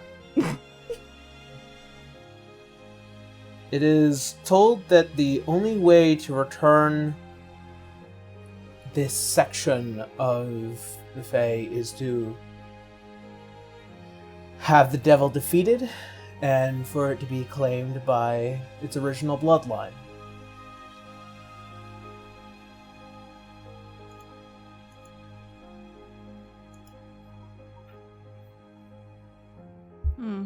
Make another investigation check. Okie dokie. With advantage? Because with advantage because of Salazar. As this leads into a thought process. That is a 20! Yay! That's a 20. Yay! You. That's a 20 and a 19. Oh my god. Yeah. You. High roll. Don't die. Connor. God. Listen, Connor, you gotta No one's stop being safe. so funny. No one's safe. No one's safe. No one's ever safe. You two begin the long process of finding the bloodline. There were many. This archfey who fell into a deep depression after losing their court sought after their sister to seek refuge. This archfey fell into an act of depravity to the point of even trying to seduce her sister's husband. Oh. Which caused her to banish her own sister from the land. Feeling abandoned and alone, she sought after the unseelie.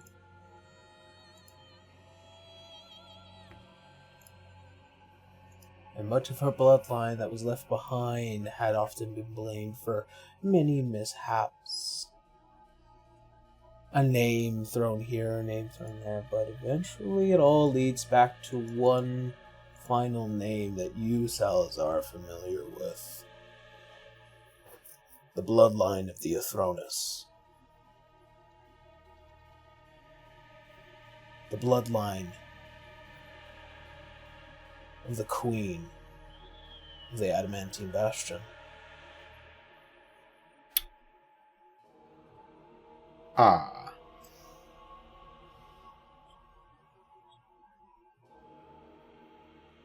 Fuck.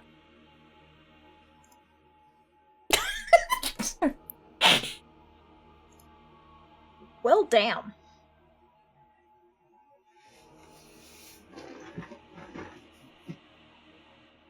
I have some interesting news for Canis, it seems. And apparently Citra.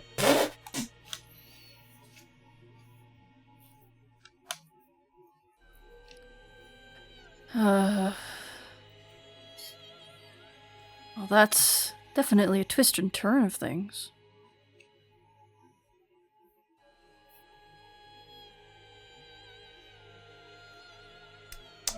They're still in the Feywild, guys.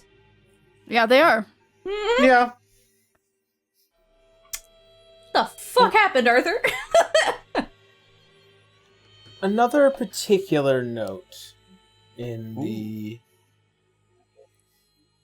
investigation of this.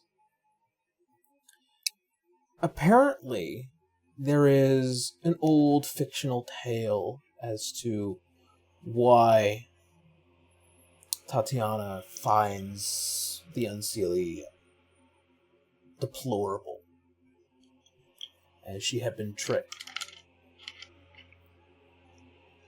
Tatiana only ever had one child.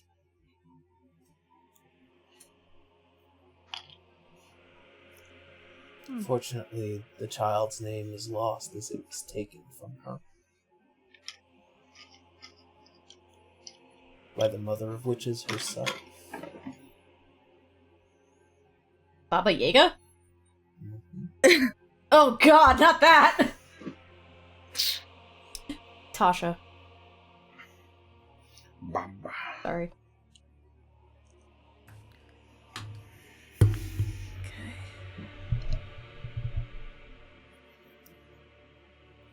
Even if the name was to ever be written or spoken, the very fabric of the universe would prevent it from it being seen or heard. This blank section on a page just exists. The name was taken and stolen. That is very fake.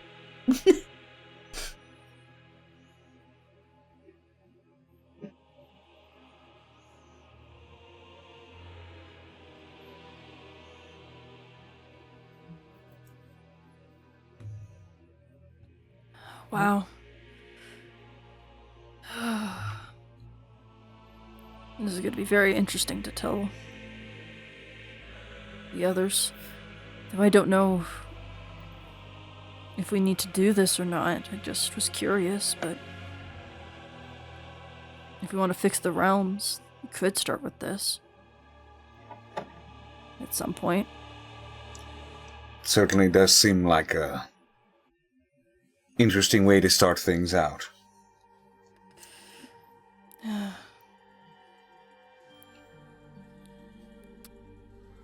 Very interesting information. It seems like they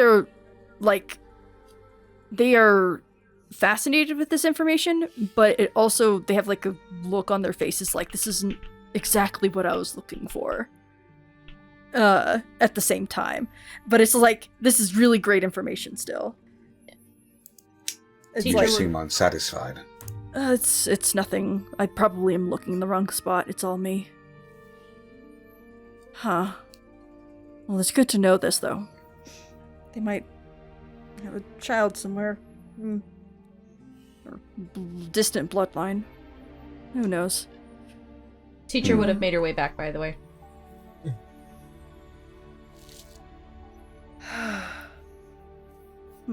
We were looking for something. I was looking for something about fate and destiny, specifically ways to change it. Fate's You kinda hear hard the to voice fuck around with. echo out towards you. Are you serious? No, I'm joking.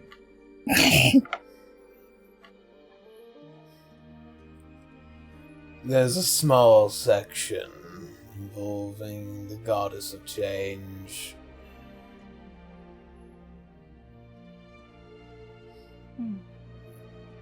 That's as close as it gets, though. That could be interesting to look into. Indeed. Where is it? Section 384. Which is all the way back. You might bump into Citra or way back. Do you want to fly there? It's probably the faster method. In a library? Out. In a cave? Giant owl. It's pretty big in here. It's pretty big, I would imagine. It seems pretty massive. He I'm said thinking in football the field. scale of like the Avatar: The Last Airbender. Yeah, with the big old owl thing. Oh, yeah. Yeah, I'm thinking true, that you have a scale. point. That creepy So- bastard. I also kind of think of like that giant library in Castlevania. The one underneath Yeah. the Yeah. Belmont house? Yeah. Yeah. Yeah. It's kind of a mix. It's the door of death, Belmont. Ooh. But yeah, Nyx will start flying Salazar. Have him ride on their back. Connor, I'm remembering some shit in Black Archives is what Citra had to basically explain, please don't try to kill Tasha. Oh my god! Yeah. Don't tell me what to do, I'll kill who I want to kill. I'll kill who I want to kill. I kill Fitty Man. We don't have to kill Tasha. We just have to kill Baba Yaga. Easy peasy! Yeah, that sounds Winry. easier. Yes. As you go and research through sections of magical items and much of their history, you do see a small section that kind of just probably may have just only been passed over. These are encyclopedias on creators of sentient magical items. Ooh, that's viable. As it kind of describes like the method of making sentient magical items. It is partially soul magic, but mostly artificy and a level of wizardry that takes precedent in this documentation. As you get to a section that does involve like the Kling Hex and several of its wielders. Unfortunately, there is no information on the location of the wielders, as that was kept very lock and key to those only interested. However, every time, aside from the last, involving the Kling Hex have been passed from one to another. The last time it was claimed through murder. And that involves the desired. And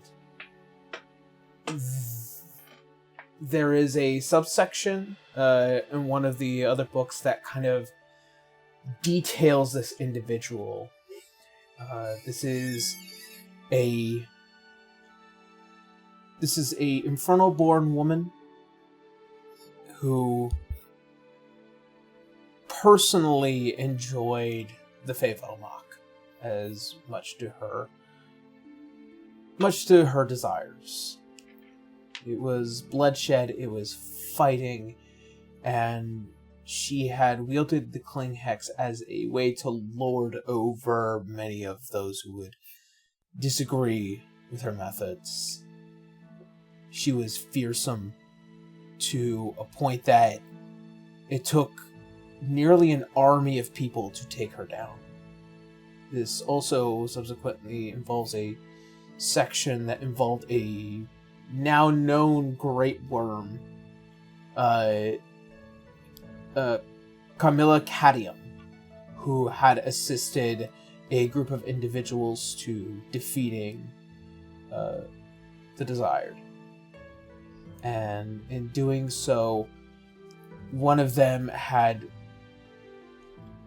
after defeating them, taking the Kling Hex and trying to reach a ancient dragon at this point, the dragon known as Mongreer. Which immediately catches her attention.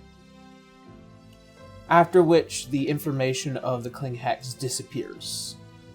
Nobody knew what happened to it, as it was left to this ancient dragon to decide its fate. And as you would know, it was left into one of his many hoards that he had secretly left behind in the island with all the kobolds. Well, at least we know what happened-ish in between then and now. You were just sitting camping out in a box for X amount of years. How long was he keeping some of that treasure? She'll see if there's any mark of a date or anything in these books. Mumgreer, in terms of how they regard him as an ancient, he probably would have been at least at minimum 2,000 years old. Okay. And he was a great worm when he finally passed, so... Yeah. Gosh dang. Man, these are some ancient spirits. Well, at least I've got a little bit of direction. Maybe we can find something more elsewhere. She will probably try to expand this into looking for stories of these individual people. Less research, more lore search. Yeah. There is an index that kind of leads back to the section that revolves around a bit of the Lost Age, as well as Alexandria the White. A couple of these books pretty much detail like the Fevelmach, the war that had deeply involved trying to recruit magical users and kind of turning them into indentured soldiers, and how Alexandria the White kind of broke the chains for magic users at that point in age. And then there's a huge section of her history that just does not exist. To the point that then, in her old life, was when that history began to be rewritten. And then it describes how it moved into the hands of her... of her scribe. Sorry. Or squire. Sorry. Oh, wait, wrong one. Wait, is that? No, that's the right one. I'm just not on the right page. Oh, those darn silly pages. Yeah. That's what happens when you write a book Been about there before. an item. Yep. Yeah. Longest fucking Hey, document you're the one ever. that put all this work into it. I just picked it up. Yeah. Sundry the Beloved. Sundry was described in some of her documentation as a very bright-eyed young elf woman before spending, several hundred years carrying the Kling Hex and fighting along in many wars during the Fevelmach, especially the conflict between Dracovania and Vale for a short amount of time. After close to about 700 years had passed, she then in her dying action gave it to Lethelia the Devout, a half-orc woman. I'm sorry, who from the Devout? Yimnin. I tried reading through your document, but it's 9 miles long. Yeah. Lilitha. Or Lilitha. Lilitha the Devout, a half-orc woman who you actually met before through the Kling Hex and her grave. She was a Yimnin woman who was known for forging many, many, many weapons. She also assisted in a war that had conflict between Wallenstein and Yimnin, who many times over attempted to try and conquer the north end of Yimnin with very limited results, causing mass casualties. Her advancements in weapon technology as well as magical weapons helped Yimnin kind of stay at the top of the game during the Feyvel Mach when she was alive. Closer to the middle of her life, she met a woman who she fell in love with, to which she was then betrayed and then had the Kling Hex stolen from her, and that's how we get to the Desired.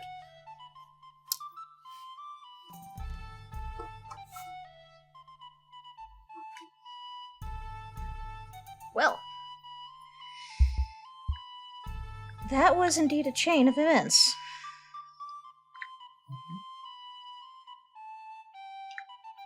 I'm not sure where to go from here. I gotta find that grave. I gotta destroy these bones. There is a description as far as what was being told. The grave of the Desired is somewhere in the realm of Pandemonium. Great. I gotta go through Pandemonium to find it. Pandemonium lives up to its name. It's gonna be messy. I guess I better tell the group. I mean, if we end up going there at some point anyway, then hooray. If not, then maybe after all this is done with, because... And she will put down the rest of her books and arrange them so that they're back neat on the shelf. Dust off maybe a few others that she spots, and then she's going to make her way back. Yeah.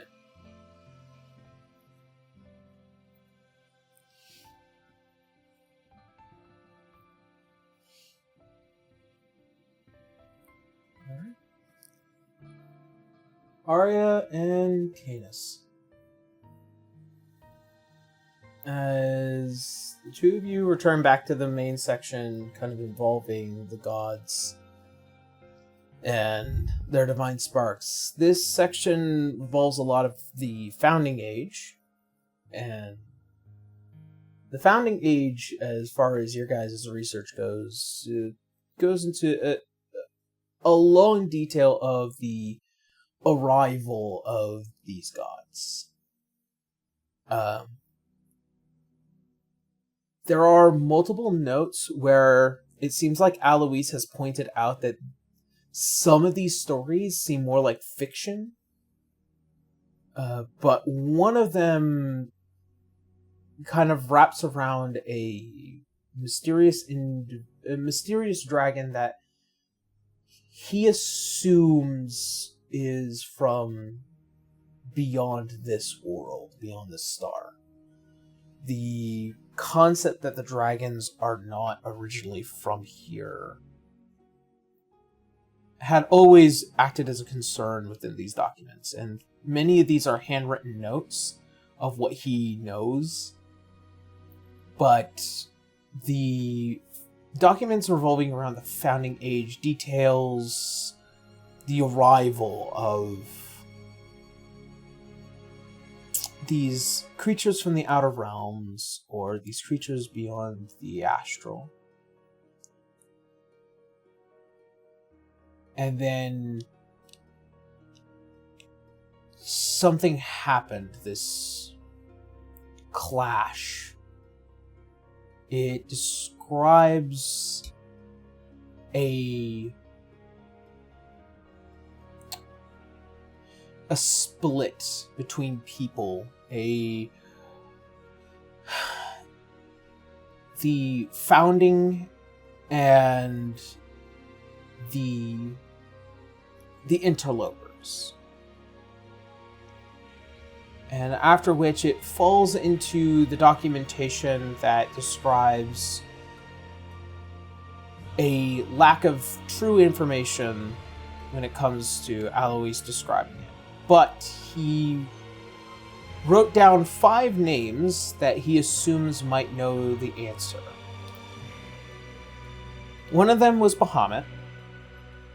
One of them was the Demon King, known as Thorsten, who is also now have fled. One of them is the Dragon Queen, Tiamat.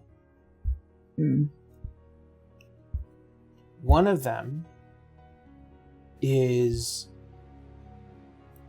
the Demon Queen, known as the Pale Knight. And finally, Osmodius. We're all going to check out all these family members we don't want to talk to. The worst family chance of finding reunion it is just go to hell and ask around. Literally. Vacation. road trip. I was afraid it would involve my aunt, and here I am being confirmed that it probably will. Or my father. Right. I know. This is very unfortunate.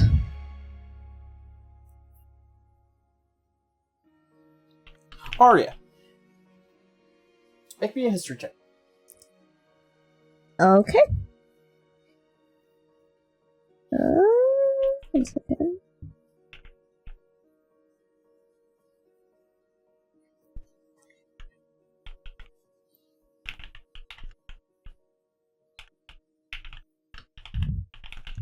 History, okay.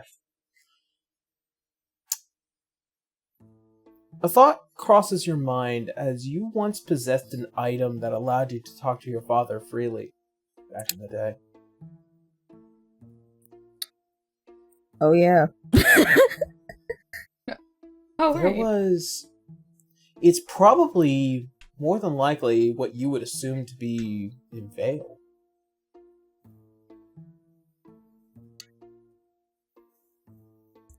Actually, we might not have to go all the way to the Hells. I have an item in Vale that would allow me to contact my father. Oh. It would save us the trouble of traveling, that far at least, to ask.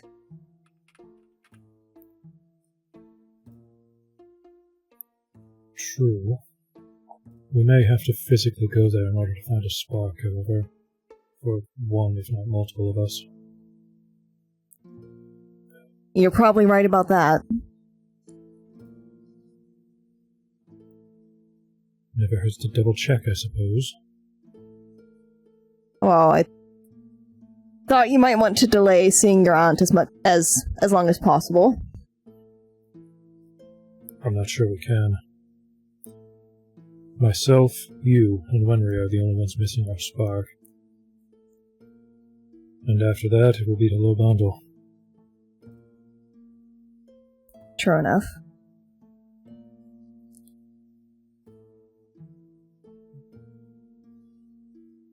So I take it we tell the others we'll have to make our way to the Hells.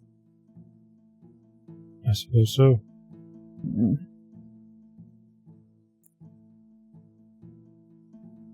Not sure that any of them will be thrilled about that either. About as thrilled as we are now. Alright.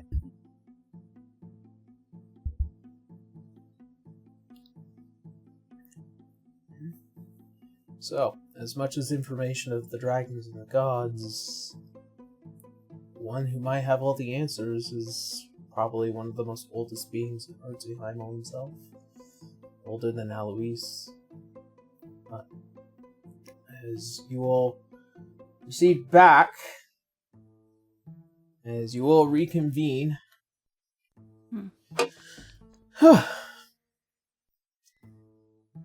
as back in the section, everyone's kind of beginning to trade information. And begin to discuss among yourselves. Yeah. Oh, yes.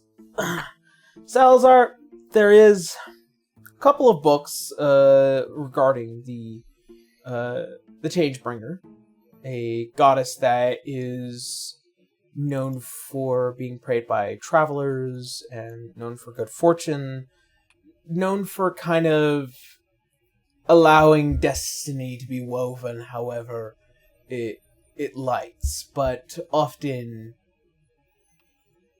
there are always those who kind of implant themselves into the machinations of these moments. The gods have often had these back and forths throughout the many years, trying to convince those to do good, those to do evil.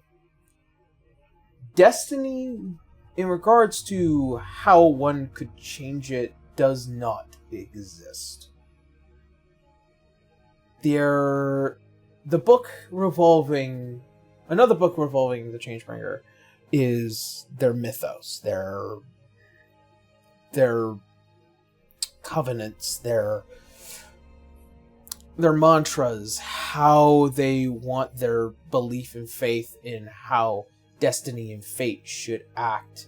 It is believed that a road is paved by you putting the bricks in its place.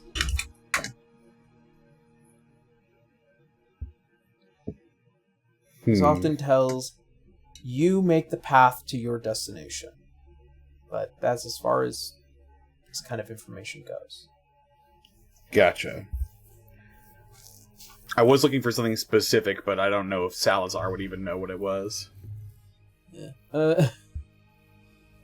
If we're talking about necromancy, that's a completely different section. I mean, it had nothing to do with... It had not much to do with necromancy. It had a little bit to do with necromancy.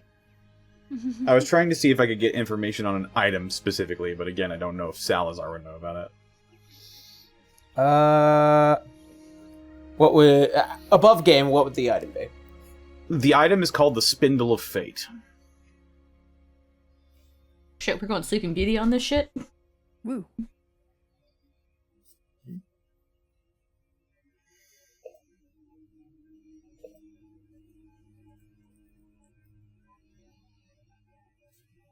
That's interesting. It's from the Book of Many Things, if you're wondering. Oh, that's probably the reason why. Guessing you have not read that one? I have not. Don't we have that one? Like a physical copy? I believe we do. You should. I also have it. Yeah. It may be in the coffee table. I got sent it. Nice. See. Put that thing back where it came from, or so help me. Help me! Put that thing back where it came from, or so help me. Bum, bum, bum, bum.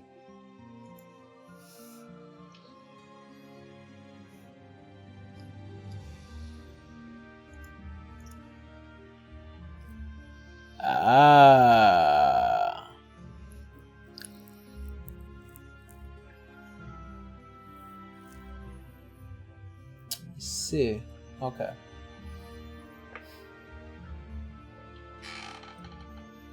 This would be in the section of magic items, that kind of... Gotcha. Yeah. Kind of where Winry was. In terms of the information of an item like this. Yeah. Because the lady did promise him something if he did this favor for her. Yes. So he's like, okay, I should look up something that's good. Woo. Fun. There is as you cross Winry, there is a section in which a lot of the encyclopedias of like items that are from beyond this realm that have been looked into and investigated by very detailed scholars that are not from this realm. A good section, especially keeping your passive investigation in mind. This item in particular that you're looking for, that kind of just is imbued with divination magic as it is, the capacity to being able to pull the threads of fate and understand its particulars, is not beyond you. And this item is in existence. However, its particular location is hidden by a couple of entities. Some of these entities are known as the Inevitables. Yes. We dealt with a couple of those already. Yeah, they hurt. Or something, things like them. You guys dealt with death spirits. These are not inevitables. Inevitables are almost godlike themselves, but are kind of universal order keepers. Not many people know much about them for obvious reasons, because if an inevitable finds you, it's for good reason, and you are then plucked and removed from the rest of the universe. Yeah. Those who do know of the Inevitables, are very old and are very careful to not break the rules to cause them to come find them. Alois would definitely probably know that well.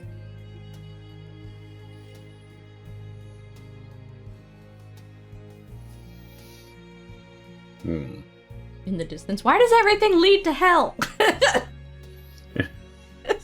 Joking. Well, Salazar, with his work cut out for him, I suppose will rejoin the group at that. Yeah. Alright. So, were you able to find anything that you were looking for? In a manner of speaking. Thankfully, I have a direction on where to go for mine, so... Next? I found out very interesting information about the Fate Court, that it's currently owned by someone from, I'm trying to not mix up devil and demons. Hold on. He's a devil. Devil, okay. It's currently held by a devil, and it's a part of the Fae realm, and he's using it for his personal little demi-plane, apparently. Teacher raises a brow, like, did it describe what devil this was? Something about ice. Mm-hmm. And blue. Blue and ice, and, yeah. It did give a name, but it came with the post-it note of "Don't say it aloud." Yeah. Citra just hangs her head, like, I know where that is. You have to be invited, and that is my grandfather. Gotcha. It's not great. It's just information. I don't know if it's relevant to finding divine sparks or not. It's just... No, but if you're figuring something out, unfortunately, there is an answer. The bad news is, that answer's not great. Yeah, it's... I don't think it's part of our top priorities right now. But it's just interesting information since you asked. Mm-hmm. anything else, or was it just that? There used to be a day court in the Fey Realm, and then it was dismantled after the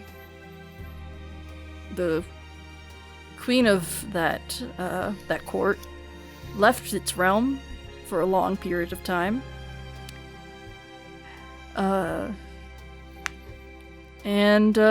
It kind of fell apart and got scooped up by your grandfather, apparently. Yeah, he uses it for his... Yeah. Oh, I mean, right. And Nyx, suddenly remembers, I don't know how to put this. And, Nyx kind of, points at Canis for a second.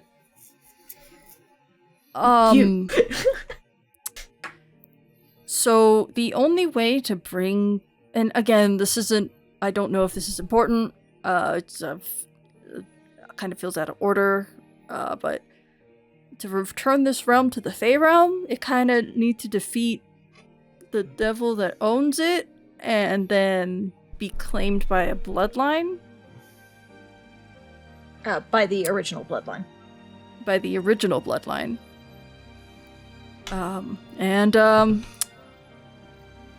Study says that it could be your wife. They're in the Fey realm right now. Shrugs. They're in the Unseelie Court. Yes, they are in the Unseelie Court. Which is unfortunate because I don't think the Unseelie Queen will let go of her anytime soon to even do this job, unless they suddenly gain a inkling of empathy. Or if we go there and make them. I bet we're going to have to do that instead. It's possible.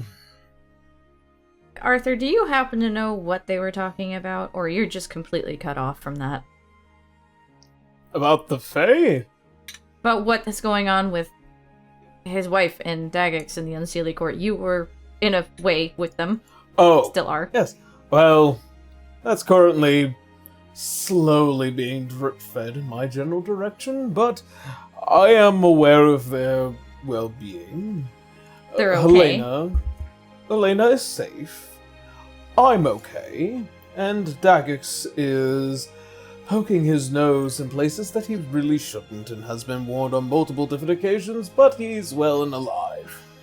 And my son. Oh, your son's What about your son? She somehow found a sandwich. Just, well, he's there. Yeah. Sorry, I maybe grabbed one out of her bag or something. Yep. Just sorry, I just got snackish all of a sudden. Your son's with Fuchsia. Oh, Fuchsia should be in the mortal realm in this material plane, either now or soon. So you could try to contact your son. Well, sending would work if they're on the same plane. Mm-hmm. I could try contacting Daggix, but that's got a bit of a chance of fail. Yeah, that's the Unseelie Court. Well, to be more precise, it was me, Daggix, and Helena that decided to walk into the Unseelie Kingdom by our own volition. And the rest decided to go to the Court of Seasons. Oh well. Well, I will tell you this much. It sounds like at some point there's probably going to be some sort of confrontation, I guess, with my grandfather and the acquisitions, which is actually that missing realm. It's not great. It is full of a lot of creatures. It's actually where we ran into Tasha for the first time. Well, part of her. Meaning she knows how to get in. Yes. Well, like that look actually, of, Yes, they actually might know how to get in, but Tasha also kind of has a bit of a gripe with the Unseelie Court in general, for rightful reasons. Yeah, So- I mean, she is a victim of Baba Yaga. Yeah. She left it.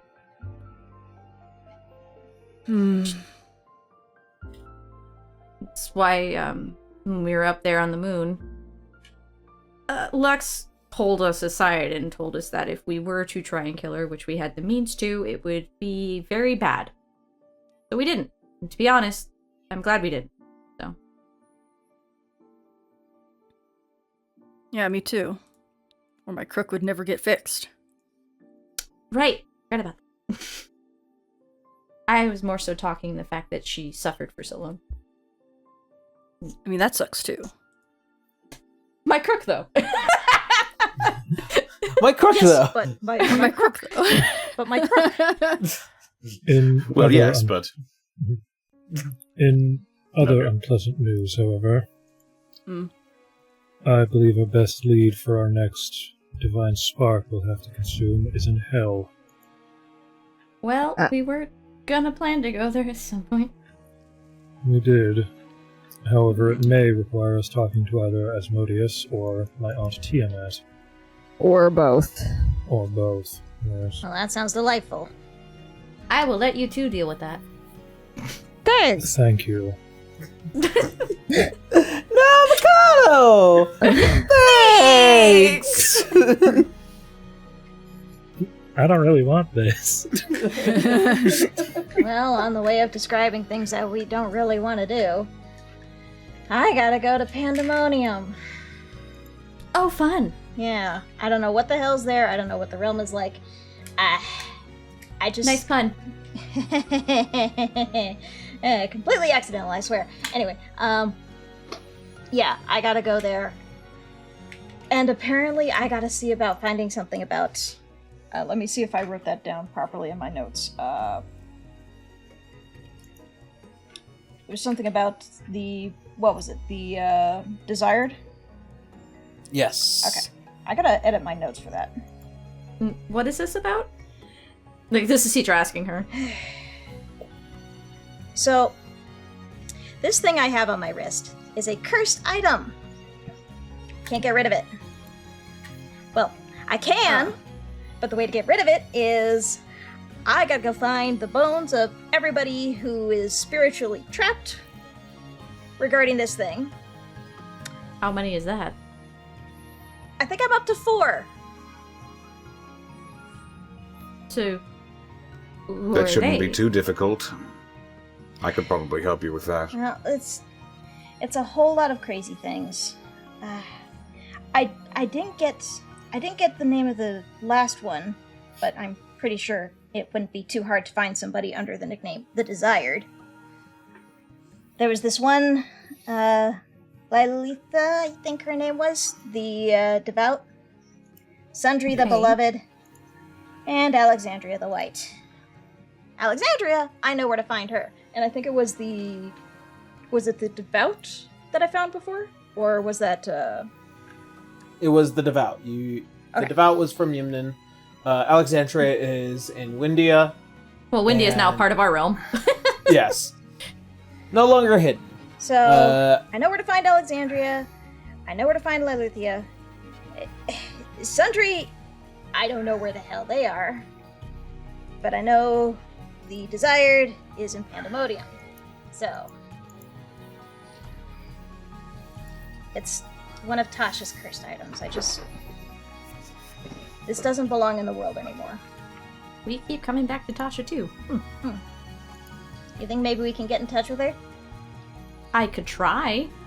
But if she's also traversing around, she could cast a spell if you want her to ask, but what do you want her to ask? Remember, it's very limited. I would need to think on that before asking you to do anything of that sort. Okay. But yes, it needs to not exist anymore. Fair enough. And I feel like getting rid of it would be better. Just overall. As you guys come to the conclusion of this conversation, you guys hear a large blast from the upper section of the library as all your heads turn up as the dust that settled on many of these shelves begin to shake as you notice the large white figure of Arthur comes barreling down and landing on his back as he craters into the stonework. What did you do, Arthur? As you see, it's kind of like sits up. That was a Why? And you see as he kind of looks up, we had a disagreement. And What did you say as to he him? goes and he grabs the charge blade off of his back. I'll be right back. Don't No. You are not no. destroying things in this library. I told you to respect this place. Alright, gotta go. Teacher actually looks angry. Make, Hey, you know what? You know what? I'll make a handle persuasion this. check. Make a persuasion check. Who? Me? Of course. Citra, yeah. I have advantage in that as well. And I know I'm This is really gonna- good at that. Nyx is gonna Yes. go see what Yes. Aor's doing right Canis now. will be running off in that direction too. Try a natural Yeah. 20, sir. Yeah. You see When as she's you angry, kind of, it's spooky. yeah. You see as he kind of stops and the helm turns just a bit, just staring at the eyes of Citra. Huh. Interesting. Places What? the blade on his back. It's the same look your father once gave me. She tries not to falter, but the sad is getting her really hard. Canis, as you go rushing up the side of the stairs, you can see that there is just this hauntingly green glow kind of encompassing around Aor. Oh no, he's hulking out. And you Everybody can run. As you see is this staff that he had been using to kind of prop himself up, and see it, just the eyes continue to trail Arthur. Annoying, as he always has been.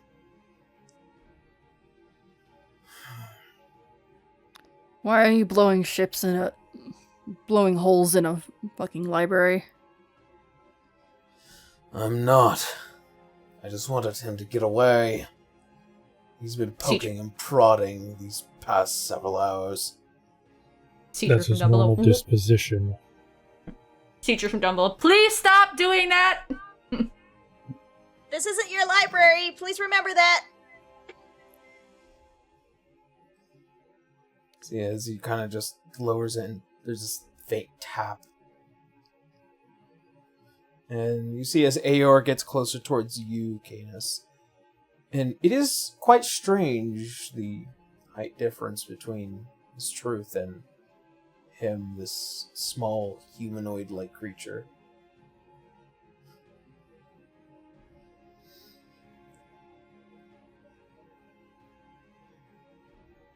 He was asking the right questions. You do better to not throw a tantrum next time over it. You would be better off dead and away from all of us.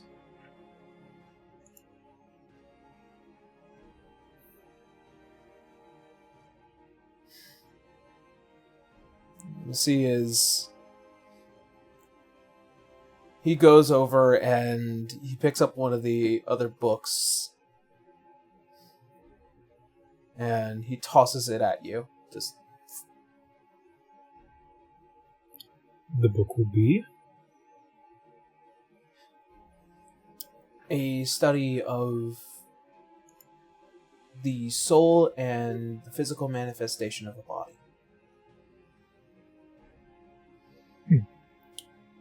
It is magical and scientific in its natural understanding. As you begin to flip through it, you begin to understand a little bit from the information. Your knowledge would tell you that if this portion of Azure was to die, it would also kill the body. Good to know.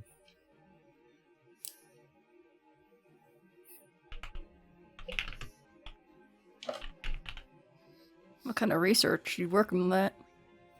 Nyx did also go up before Canis did. Yeah. Yeah. Yeah, let the two very charismatic, talky people keep Arthur from making any more damage. Well, Citra is in front of him, like giving her the stare, giving him the stare down of no. So, With the information provided. Can't look between the book and Nets. This is information we cannot tell Arthur. Understood? You got it. I don't know what you're reading, but you got it. Like, you haven't... Nyx wasn't gonna... They can't even look over your shoulder. You were that tall, my guy. You were huge. He's like half a foot taller there. Yeah. Just like, there's no way Nyx could read what you're reading right now. You would have to tell Nyx what you're reading. He'll close the book and then just lean down close to her. That's the better half of Roy. and Nyx throws up. Yeah, Nyx legitimately, like, he can see the reaction of, like, them shrinking just a little bit and their eyes kind of widening, just like, and they try to bring themselves back into composure, but clearly he got a reaction out of that. And looks at him. And I don't want any more people knowing. You're very quiet there. I have one suggestion. No one is going to know this better than Salazar. He's a necromancer, and he's going to be the god of the dead soon. Better to have fixed souls than him. His association with Alois Azure also increases those odds. I can agree to that. The more people that know, however, the more lethal it becomes. Like actual lethal or risky? Certain people know that if I die, the rest of me dies.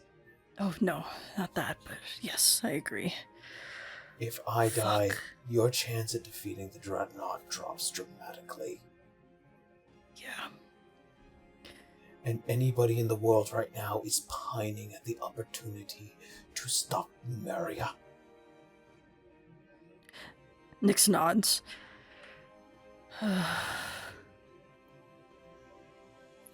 Sorry to simply thrust it upon you, however, we're not exactly in a good situation here. And we will speak of this matter with Dr. Salazar once things become a bit more private. Yes, definitely more private. Do you need a moment? I can compose myself relatively quickly. I will be sure to keep this to myself. Anyone else that I should make sure to absolutely zip it on. Alright. Let me know right now. Who do I keep it zipped on? No one else other than him? Correct. Okay. So no one else knows. Got it. Thumbs up.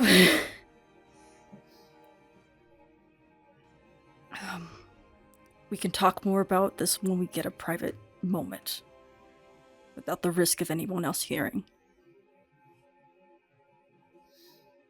Very well.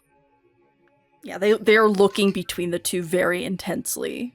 Like, it's like, I need to tell you something, but I cannot tell you right now. Salazar from the doorway. Is everything alright in there? Well, from the stairway, actually, because you have to go all the way up. A couple people beat him up there, so he was just taking his time. Yes, a brisk walk of I kind of don't care.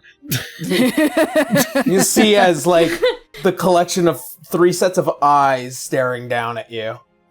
If there are dead people in there, I'm going to be quite cross. No, there's not. Everyone's Yes, alive. Dad. Oh, the only one I Be cared quite- about. Alright, carry on then. Be quite cross. I'm not dead, it's fine. Canis will just lean over the banister. Is he still in the crater over there? Teacher's talking him down. He got up. No.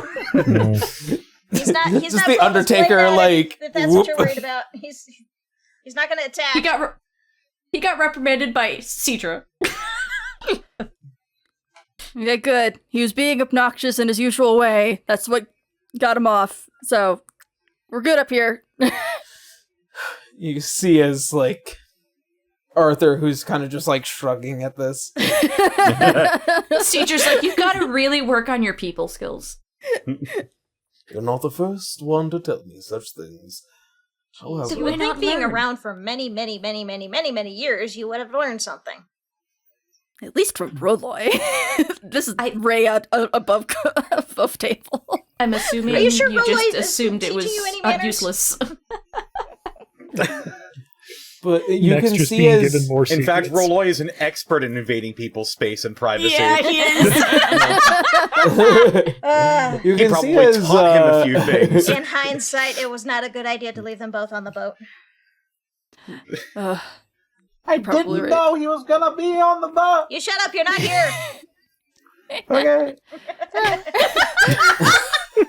Okay. As the lot of you look up and see is just like the helm just connecting sight between these 2 individuals. See as the hand kind of reaches up towards the helm and scratching it. What did you do? Curious. Apparently, he doesn't like certain questions being asked. What question? What did you do? Well, gee, a lot of us sometimes, have personal space. Anyway. Oh, Winry. For a scholar, you seemingly don't realize that we must always ask the right questions. Which Such a ones were reaction. Well, You can get your answers without asking those. Hold on. What happened? he was rather uncomfortable with a particular question revolving the area. What did you ask?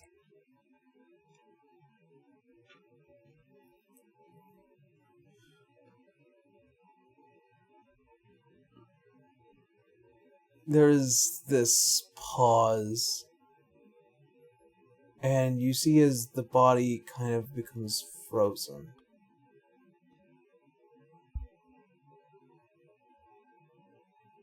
And then you see as it begins to tilt back, almost as if collapsing. As Arthur? Arthur? As the whole body hits, you see as the whole form just becomes limp. I think he just What? disconnected from himself? Hello? What? Hello? She'll probably just, Like, Citra's shouting up at them, like, Winry just knocking You on his begin helmet, to just like, hello, see wake up. as the helm, the blue light turns into a deep bloody red as the body begins to disintegrate into itself, turning to dust. His body just died? This body just died? Okay. He's Doctor, I think you need to see that. He's got another form Just somewhere. leans over the railing. He's disintegrating, Doctor. Is there anything I Citra can go- do? I go down to look. I can still fly, I think. Or I'll cast fly on myself and I'll fly down. Well, As fly you only guys lasts go like to about an hour or so. As you guys go to inspect the bodies, the Buddies. body, Thank you. the original form for any of these simulacrum, these clones, these creatures that he controls to... Something would have had to happen to the original if it ceases to function. Citra will do sending to talk to Arthur, knowing that he's multiple places at once to see if she gets an answer. Just remember, it may take a minute for him to reboot. No, but she knows what he told her the other night, that he's, a simulacrum, and where that source is hidden and blah blah blah, so she's immediately trying to contact him to make sure that maybe the original is still intact. You go to try and reach out towards the figure, and as you begin to message, you can hear the alarm blaring, mechanical and uniquely that of a machine. Just a klaxon. Yes. You hear back, "I'm sorry. My focus requires it to be elsewhere." No, she's just straight up asking, are you okay? No.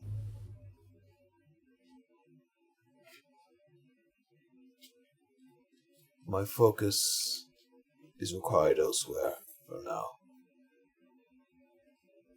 See to it to carry my charge blade till I return. Okay. And she'll pick up the blade. Do you want to put it in here for safekeeping, or? I'll hold on to it for now. Okay. But he's not okay. Not okay. Do you know any other details? No. For him to be struck down like that means his original source is not doing great. Oh, trust me. I've seen him in combat. He is some big bad news.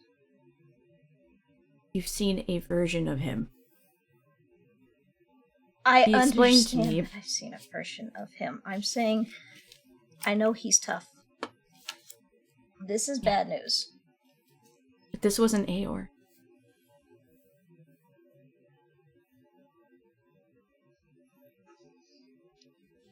He was fine in front of us.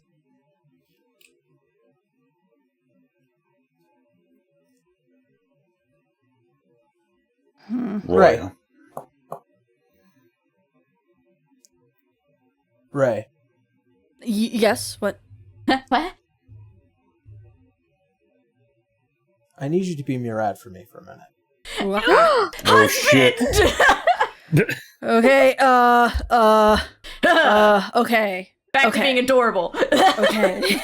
Back to actually being a nice and genuinely nice really person. And very tall. Guys.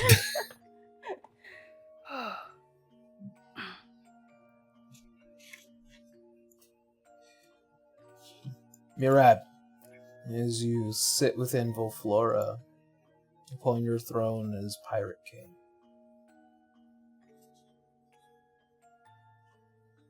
you are drawn to the voice as ink begins to pour from your eye and the form of Beltania appears. And she arrives here.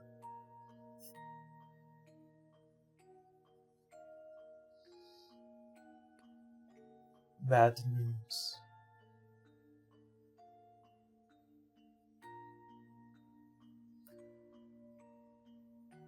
The Kraken has decimated a great deal of our forces.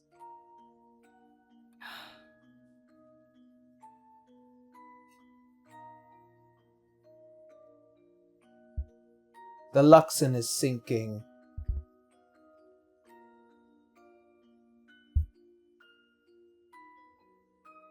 Do we have any reinforcements to help those on the Luxon? I am attempting. However, we have lost one of our best assets for the time being.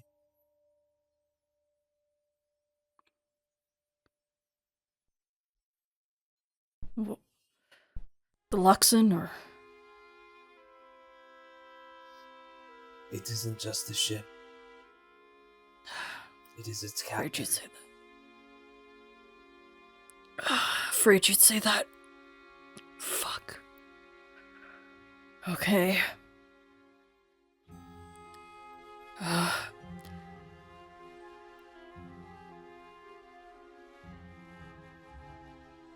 Where's the Kraken going now? Is it still staying within the area that it is? Is it moving? It is attempting to go from the Bordean Sea to the Xi'an. It is taking everything in its way out.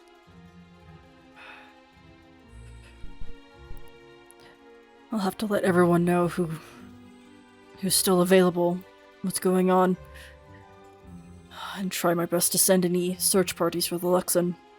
Though it's not going to be easy because of what it is. Mayhaps your new pirate lord.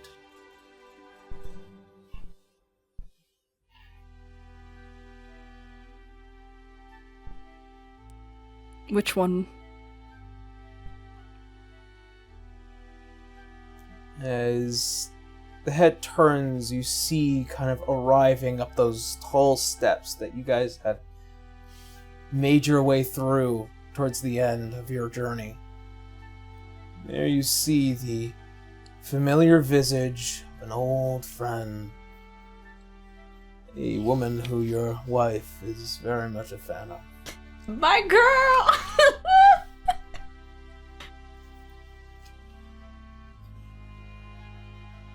Let us pray that this will do for now.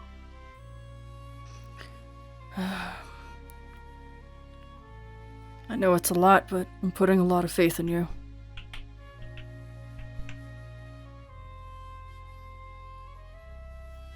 And as such, that is where we're going to go ahead and end today's session. Yay! Yay! He's been dealing with the Kraken and you guys all at the same time. He's been busy. The most multitasker that ever multitasked. Yep. He puts Aloise at, like, his best at this point. Well, there's also the bad news is that I'm not sure if he chose that the version that's with us dissipates, or if all of them dissipated so he can focus all of his attention, because that means that the one in the Feywild is also gone. Yeah. If that's the case. Like, this is just... And the one in my lab! Yeah. Yay. Who's gonna feed the zombies? Oh no! Oh no! Don't Was worry, I Salazar, supposed you to don't do need that? To feed zombies. But I want to. Brains! Browns. You don't need to feed them. Tofu! It could have been worse. You could have just said, who's going to feed the ghouls? That makes them angrier and stronger. That is true. Ooh. Alrighty, so with that being said... Hold on. Alright. That being said, we're going to go ahead and jump on into some relatively quick announcements, and then we're going to head on off. Big lore episode, everybody, and more to come. I can't wait to go to hell. Woohoo! You go to hell. I We're will. going to hell! Go to hell. Yeah, you're joining me. What? I mean, you could go to Vale first, but it's something to describe. We're it's something going to Vale! Instructions unclear. We're going to Mexico. Yeah. Arkansas. So we're gonna go ahead and jump on into some relatively quick announcements, and then we'll get out of here. First and foremost, in case you guys want to catch up on any of our episodes or gain or get advanced episode screenings, go ahead and check out our Patreon. Also, the brand new subclass for fighters, Blastguard, just released. Excuse me. Hell yeah. And the art was done by our friend of the show. Siri. It's Caleb. God damn, stop. Kayla, who played Holly in our last campaign. Yeah. Yeah. Yeah. And then, if you guys want to catch up on all of our podcast episodes, they release over on Saturday at 6 a.m. Pacific time, 9 a.m. Eastern time. And I am going to be back to streaming very, very soon. I've just been extremely busy taking care of a whole bunch of stuff and also writing a book. Yeah. Yep. Yep. Yep. That's a thing. I know things. I can't say things. I have a couple of videos that'll be coming out over on the main channel. I'm just at that point where I'm just like, I gotta get these done. I've been kind of holding off for a while now, and I just need to do it. So, there's that. If you guys are interested in checking that all out, we have links down below. Also, I forgot to mention, we have some social medias that we would prefer that you guys check out. They will be linked down below. We have Blue Sky. We have Tumblr. We have a Discord server. We have Instagram. We do not talk about the site that shall not be named. Yes, we do not. A dark place. We do not go there, Simba. Yeah. Only where the light touches. And that's it for me. Connor, hey now. It's me. I'm Distortion Devil. You can find me on Twitter, Twitch, YouTube, Tumblr, Blue Sky at Distortion Devil, Instagram at Connor McKinley VA, YouTube.com/Devils and Dice Rolls for my TTRPG content, in which I'm making a couple of videos right now, talking about role playing, talking about some of my experiences, talking about maybe a suggestion or two. Hey, you should play an ugly character. That's going to be the first video. Play a Soraka. That's yeah, exactly, precisely. That is, I'm referencing him in the video. YouTube.com/Devils and Dice Rolls, Patreon.com/Devils and Dice Rolls. Hooray! Blue. It's me. Hi, it's me, Blue Casanate. Honestly, just doing a lot of art that can't be posted until some of these episodes come out yet. So by the time this one comes out, there's going to be a few pieces I can post. So you can find me usually streaming that art on over on Twitch by the same name, Blue Casanate. I will only ever post my art really to Tumblr and my Blue Sky account at this point because it's the only safe spaces I've found. It's just fuck you, AI. But yeah, other than that, you can also find me hiding out in my friends' streams, whether it be Connor or, Aaron and so on and so forth. Depending on who's ever streaming, I'll just pop in there and spook people. So other than that, I'm gonna toss it over to Mal. I haven't really been posting stuff much lately, but you can find my handles at Blue Sky and Twitch at Sir Mallervic. And eventually I'll get back to actually posting on those things. Off to you, Tara. I have faith in you. Alright, I am Tara Corbin VO on Blue Sky, and just Tara Corbin on YouTube. You can, check out whatever little things I do. I recently recorded for the second edition of Frieren in a Nutshell for the Grimjack channel, where I play Fern, so that will be coming out Nice. in the near future. Also, I already mentioned this to Blue and Yarrow, but I also recently wrote a song from the perspective of Arya, and I decided I'm gonna try to actually work on some music for it. We'll see if that Excited. we'll see if that gets produced. Hell yeah. How about you, Ray? Ooh. Oh, yes. Hi, I'm Ray, also known as Key Ink and Calligraphy Ink on various platforms, such as,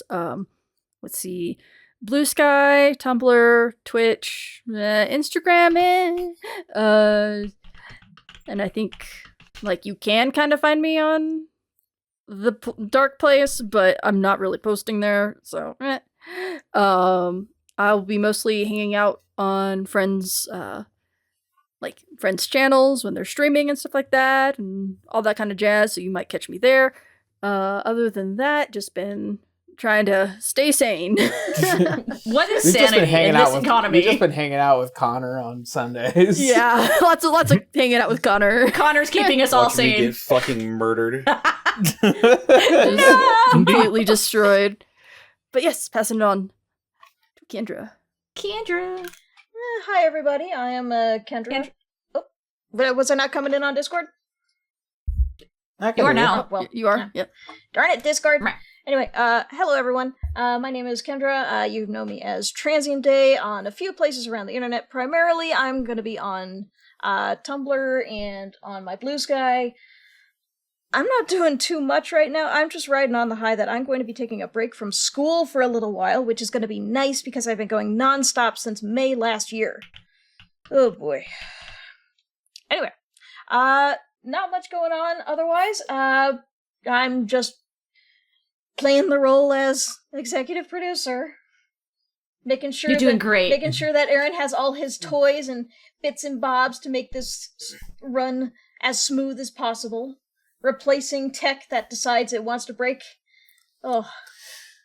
You're doing great, sweetie. You're doing great. Hoping stuff stays unbroken. Breaking. Thank you for the microphone. You're very welcome. Me trying to fix my headset now. All right. Yes, aside from that, yeah, nope, not much. I'm just existing. Hey. All right. Well then, that being said, nothing else pressing. Just remember to like and subscribe, and Just you guys pressing Check out the our- like button. Also, gamer subs. Yeah, check out Gamer Subs. They got all sorts of different flavors. Go ahead and check them all out. There are a lot of fun creators that are based off of that too. Yeah. Yee-haw. All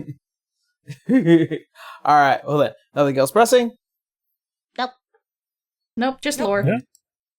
All right. Well then, that being said, thank you all so much for hanging out with us. Lore. Thank you guys for spending your time with us. We hope you stay safe out there. We love you, and as always, see you next Sunday. Bye, everyone. Bye. Bye.